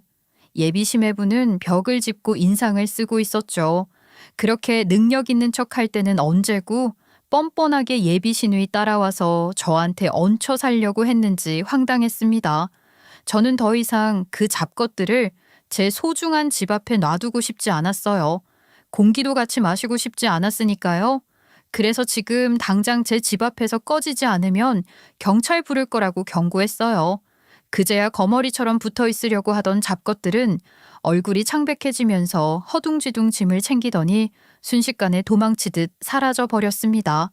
그리고 곧바로 주민센터로 향한 것 같더라고요. 남자친구가 계속 저한테 전화를 걸면서 이대로 끝낼 수는 없다며 구질구질하게 굴었거든요. 왜 혼인신고를 하지 않았던 거야? 우리 서로 정말 사랑했잖아. 당신도 나랑 혼인신고할 생각에 두근거린다고 했으면서 왜 거짓말 했던 거냐고. 내가 코인 노래방 망하게 만들까봐 무능력해 보여서 그런 거야? 나는 코인 노래방만 생각했으면 당신이랑 결혼했을 거야. 당신의 새로운 도전 응원하고 싶다는 건 진심이었거든. 그리고 당신이 무능력하다고 생각한 적도 없어. 하지만 당신은 주변 하이에나까지 떠안고 가려고 하잖아? 어떻게 배우자로 삼을 수 있겠어? 설마 우리 가족들 보고 하이에나라고 하는 거야? 우리 가족인데 함께 살아가려고 하는 건 당연한 거지. 당신 진짜 무슨 말을 그렇게 해? 아니 세상 다른 사람도 아니고 가족이 힘들어하는데 무조건 도와줘야 하는 거 아니야? 그러면 당신이랑 내가 결혼 준비로 곤란해했을 때도 누구 한 명 도와주려고 했어야 하는 거 아니야? 당신 언제까지 빨대 꽂혀서 살지는 모르지만 난 이제 엮이고 싶지 않아. 당신이 알아서 잘 거두고 살아보라고. 남자친구는 저한테 계속해서 뭐라고 애원하는 것 같았지만 저는 전화를 끊어버렸어요. 그렇게 한바탕 정리가 된 줄 알았는데 예비 시어머니가 이 소식을 들었는지 연락을 해왔습니다. 직접 만나서 얼굴 보고 다시 이야기하자며 회유하더라고요. 저는 마침 식장 취소하는 비용도 청구할 겸 예비시댁에 찾아가기로 응했어요. 그런데 제가 예비시댁까지 걸음을 했던 게 아직도 남자친구한테 미련이 남아서 그런 거라고 예비시어머니는 제대로 착각한 것 같더군요. 예비시어머니는 고압적인 태도로 거실 소파에 앉아 있었어요. 그리고 예비시어머니 뒤로 남자친구와 예비 시누이네 식구들이 쪼르르 서 있더라고요. 예비 시어머니는 저를 위해서 아량을 베풀기라도 하는 것처럼 마지막으로 괜찮은 기회를 주겠다는 듯이 말했습니다. 예비 시매부가 곧 다시 일어설 가능성이 농후한데 그때 가서 후회해봤자 소용없을 거라며 겁을 주려고 하더라고요. 저는 저절로 웃음이 나오는 걸 참을 수 없었죠. 아유, 그렇게 강경하게 나온다면 얻어가는 게 없을 텐데. 내가 이렇게 기회를 줄 때 감사하다고 넙죽 엎드리는 게 맞지 않겠니? 아이, 그리고 이런 식으로 손 딱딱 끊는 며느리는 우리 집안에 들일 수가 없다. 마음 잘 먹고 시집 오는 게 좋을 거야. 저는 오히려 좋은데요? 저는 시집 오고 싶어서 여기까지 다시 찾아온 게 아니거든요. 저도 이런 시댁이라는 걸 알아버렸는데 미쳤다고 다시 들어오겠다고 하겠어요? 망해버린 만큼 회수하려고 피똥을 싸도 모자랄 텐데 후회는 없을 것 같아요. 너 정말로 자존심 부린다고 소용없어. 나 지금 인내심의 한계를 느끼고 있거든. 그리고 혼인신고한 줄 알았더니 왜 안 했어? 이제라도 내 말 제대로 듣지 않으면 더 이상은 인자하게 대해줄 수 없다. 마음대로 하세요. 저는 이 집안에서 완전히 타인이니까요. 이제 저한테 어머님이라고 불릴 이유도 없죠. 그냥 아줌마니까요. 아직도 정신 못 차리고 헛된 기대 품고 계신 것 같은데 포기하시는 게 좋으실 거예요. 예비 시어머니는 어떻게든 저를 붙잡고 싶어 하면서도 거들먹거리는 태도를 고치지 않았습니다. 그리고 예비 시매부 괜히 스트레스 주지 말고 다시 잘 투자해서 회수할 수 있도록 도와줘야 한다고 설득하기 시작하더라고요. 제 집을 어떻게든 이용하고 싶어 하는 게 뻔히 느껴졌죠. 예비 시매부가 그동안 성공해왔는데 한 번 생각지도 못한 결과가 나왔다고 바로 포기해버리는 건 속이 좁은 인간들이나 하는 짓이라고 설교했어요. 그리고 제가 이렇게 살면 평생 큰일 한 번 못할 거라고 하더군요. 저는 코웃음 치면서 기세등등하게 받아쳤습니다. 그리고 예비 시아버지 쪽으로 시선을 옮겨 무슨 말씀하실 거 없냐고 물었죠. 예비 시어머니는 그게 무슨 말 돌리기냐면서 저를 호통치려고 했는데요. 제가 알고 있기로는 예비 시아버지도 몰래 예비 시댁집을 담보로 대출해서 같이 투자했거든요. 제가 이 사실을 폭로하니까 예비 시어머니가 기겁을 하더라고요. 당연히 예비시댁은 순간 얼어붙었습니다. 예비 시어머니는 저승사자 같은 얼굴로 예비 시매부를 노려보면서 도대체 어디까지 손을 벌렸던 거냐고 고함쳤어요. 예비 시매부는 눈을 피하면서 어쩔 줄을 모르더라고요. 그러자 예비 시누이가 오히려 예비 시어머니를 달래기 시작했죠. 예비 시누이는 이미 본인 아버지한테까지도 일이 갔던 것을 알고 있었던 것 같았어요. 예비 시어머니 보고 타이밍을 기다리라면서 좀만 더 참아보라고 고집을 피웠거든요. 하지만 예비 시어머니의 얼굴은 불그락푸르락했고 그제야 투자 사건의 심각성을 깨달은 듯했어요. 예비 시댁은 서로 머리채를 잡고 고성이 오가며 완전 아비규환이 되었고 저는 조용히 짐을 챙기면서 자리에서 일어났습니다. 예비 시어머니가 예비 시누이를 거의 밟고 있더라고요. 제 입장에서는 모두 자업자득이라는 생각밖에 안 들었어요. 그리고 남자친구에게 확실하게 파혼할 거라고 선언해주고 나왔죠. 남자친구가 울먹이면서 저를 애절하게 쳐다봤지만 이제는 아무런 감정도 들지 않더군요. 그리고 변호사를 찾아가 상담을 받아봤는데요. 파혼의 원인이 전 남자친구에게 있었기 때문에 결혼 준비 비용 전부를 돌려받을 수 있다고 하더라고요. 사실 그 돈까지 돌려받을 수 있을 거라는 기대는 하지 않고 있었는데 법적으로 완벽하게 받을 수 있다니 이보다 더 통쾌할 수가 없었습니다. 처음에는 하도 거머리 잡것들이라 혹시라도 돈을 받는 과정에서 실랑이가 생길까 걱정했지만 변호사의 조언대로 서류를 정리하고 단호하게 요구하니 생각보다 쉽게 해결되더라고요. 코인 노래방도 매일 파리만 오고 가는 상황인 거 알잖아. 우리가 서로 상처 줘서 헤어지는 것도 아니고 가족 때문에 어쩔 수 없이 서로 놔주게 된 건데 꼭 이렇게 매정하게 굴어야겠어? 이것까지 뜯어가는 건 아니잖아. 왜 돈 없는 척 찔찔 짜는 거야? 내가 너 투자 들어갈 뻔했던 거 막아줬잖아. 그건 돈도 아니니? 어디서 얕은 수작을 부리는 건지 모르겠네. 내가 변호사까지 고용한 이유를 정 모르겠어? 아 진짜 덜 떨어져도 유분수지. 뻔히 다 보이니까 입 다물고 내놓기나 해. 당신하고 헤어져서 나도 마음이 아프단 말이야. 이 정도 돈이라도 없으면 얼마나 상심이 크겠어. 당신이 이렇게 돌변할 줄 몰랐어. 내가 일부러 당신 뒤통수 치려고 한 것도 아니고 가족이니까 흔쾌히 받아들일 줄 알았단 말이야. 그러면 혼인신고하기 전에 똑바로 밝혔어야지. 너나 니네 가족들이나 돈 없다고 징징거리지 말고 어디 가서 아르바이트라도 구해서 벌면 되잖아.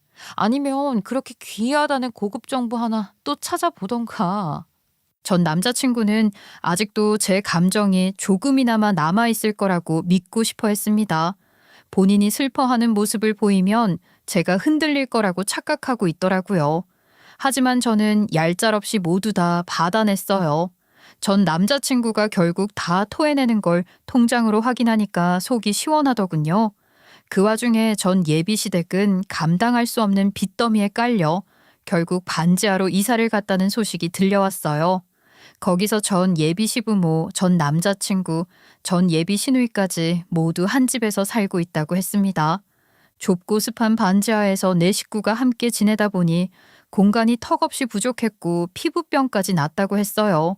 그리고 공용 화장실 하나를 쓰면서도 서로 양보 없이 다툼이 끊이질 않는다고 하더라고요.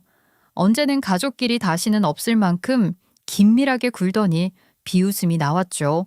그리고 습기로 가득한 방에서는 곰팡이 냄새가 진동했지만 도배할 돈조차 없어서 신문지로 대충 가려놓았다고 했어요. 게다가 전 예비 시부모는 나이가 많아 일자리 구하기가 어려웠고 전 남자친구는 코인 노래방까지 망한 뒤 별다른 기술도 없어서 단기 아르바이트를 전전하고 있댔죠. 전 예비 시누이는 사치가 몸에 배서인지 반지하 생활을 버티지 못하겠다며 불평만 늘어났고요. 당장 라면 한 봉지 사기도 빠듯한 형편이었으면서도 체면이 중요하다며 굳이 비싼 카페에서 커피를 마시려고 하다가 쫓겨난 게 한두 번이 아니었다고 해요. 언제쯤 정신을 차리려고 할지 의문스럽더라고요. 전 예비 시매부는 워낙 벌려놓은 일이 많아서 여기저기 도망다니는 신세가 됐다던데 그 얘기를 들으면서 기가 차면서도 웃음이 나왔습니다. 한때는 저한테 그렇게 잘난 척을 하던 사람들이었는데 결국 이렇게 처절하게 무너지는 걸 보니 인생사 묘하다는 생각이 들었거든요. 이 모든 근황은 전 남자친구가 또 동정심을 자극하기 위해 꺼낸 거였어요. 저한테 돈 좀 빌려줄 수 있겠냐고 전화가 왔더라고요. 제가 거래처 때문에 전화번호를 쉽게 바꿀 수 없었거든요. 내가 다시 결혼해달라고는 안 할게. 다시는 당신 집 탐내지도 않을게. 그러니까 제발 돈만 좀 빌려줘라. 나 진짜 태어나서 처음으로 피부병 걸렸는데 이거 너무 가렵고 잠도 안 와서 힘들어. 겨우겨우 구한 아르바이트도 졸다가 잘렸어. 아니 너희 집에 그 명품 가방 많다면서 그거부터 팔자고 설득하면 될 텐데 왜 나한테 연락을 해? 자존심도 없어? 그리고 갚을 능력도 없는 인간들한테 내가 왜 너 그렇게 돈을 빌려줘야 하는데? 그건 안 돼. 안 그래도 파는 게 어떻겠냐고 해봤는데 둘 다 이미 거절했어. 나도 그거 물어보는데 너무 미안해서 거의 창자가 끊어지는 고통이었다고. 우리 어머니랑 누나가 소중하게 생각하는 걸 알면서 어떻게 다시 팔자고 하겠어. 아이고 명품 가방이 그렇게 소중해서 팔 수가 없대? 와 니네 진짜 너네 가족 너무 웃긴다. 정작 빚더미에 올라서 고생만 하고 있는데 아무런 대책 없이 명품 가방만 쥐고 있는 게 뭔 의미가 있어? 그거 보니까 그래서 더더욱 돈 빌려줄 수 없겠다. 끊어. 전 남자친구는 제가 전화를 끊기 직전까지도 울먹이면서 제가 너무 매정하다는 둥 헛소리를 짓거렸습니다. 지금 보니까 이 잡것들은 가족들을 위하는 게 아니라 그냥 어떤 환상에 취해 있는 것 같더라고요. 그렇게 다급한 상황이면 그냥 가져다 팔아야 할 텐데 미련하게 느껴졌어요. 저는 아빠랑 진지하게 의논한 끝에 집을 팔기로 결심했습니다. 아빠를 서울로 모셔서 같이 살아야겠다는 마음도 들었고 그 잡것들이 주소를 알고 있는 것도 꺼림칙하게 느껴졌거든요. 무엇보다 아빠도 연세가 있으시니 앞으로 병원에 가야 할 일이 생기게 될 텐데 제가 편하게 모시고 다니려면 이사 가는 게 좋을 것 같았어요. 아빠는 처음에는 본인 때문에 제가 무리하는 게 아닌가 싶어서 마냥 미안해하시고 만류하셨지만 제가 강하게 밀어붙이니까 결국 허락하셨습니다. 그리고 짐을 싸고 이사를 준비하는데 조심스럽게 말을 붙이시더라고요. 너 이제 새로운 사람 만날 생각은 없는 거야? 네가 행복해졌으면 좋겠는데 나한테 가진 마음의 빚 때문에 괜히 중요한 시기를 놓치게 될까 봐 걱정이 되는구나. 나는 염려하지 말고 너 하고 싶은 거 하고 살아도 돼. 아빠 옆에 있는 게 그 무엇보다 중요한 거 아니에요? 저는 아빠보다 소중한 건 없거든요. 아빠는 저 어릴 때 재혼하지 않고 혼자 키워주셨을 때 어떠셨어요? 아빠도 중요한 시기를 놓쳤다고 생각하셨어요? 그거는 절대로 아니지. 그래. 그렇게 말해주니까 네가 어떤 마음으로 내 옆에 있고 싶어 하는지 알겠다. 이제는 괜히 너를 밀어붙이지 않을 테니까 마음 편하게 먹어라. 그러면 나도 우리 딸이 옆에 있어주는 걸 즐겁게 누려야겠구나. 저는 언젠가 새로운 인연을 만날지도 모르지만 조급하게 생각하지 않으려고 합니다. 제가 시간을 허투루 보내는 게 아니라 아빠를 위해 보답하고 있는 거니까요. 때로는 힘들고 버거웠던 순간도 많았지만 이렇게 사연을 쓰면서 정리해보니 제 인생을 다시 한번 돌아보게 되네요. 살아오면서 겪었던 많은 일들이 저를 성장하게 만들었고 또 앞으로 나아가야 할 방향도 더욱 분명해진 것 같아요.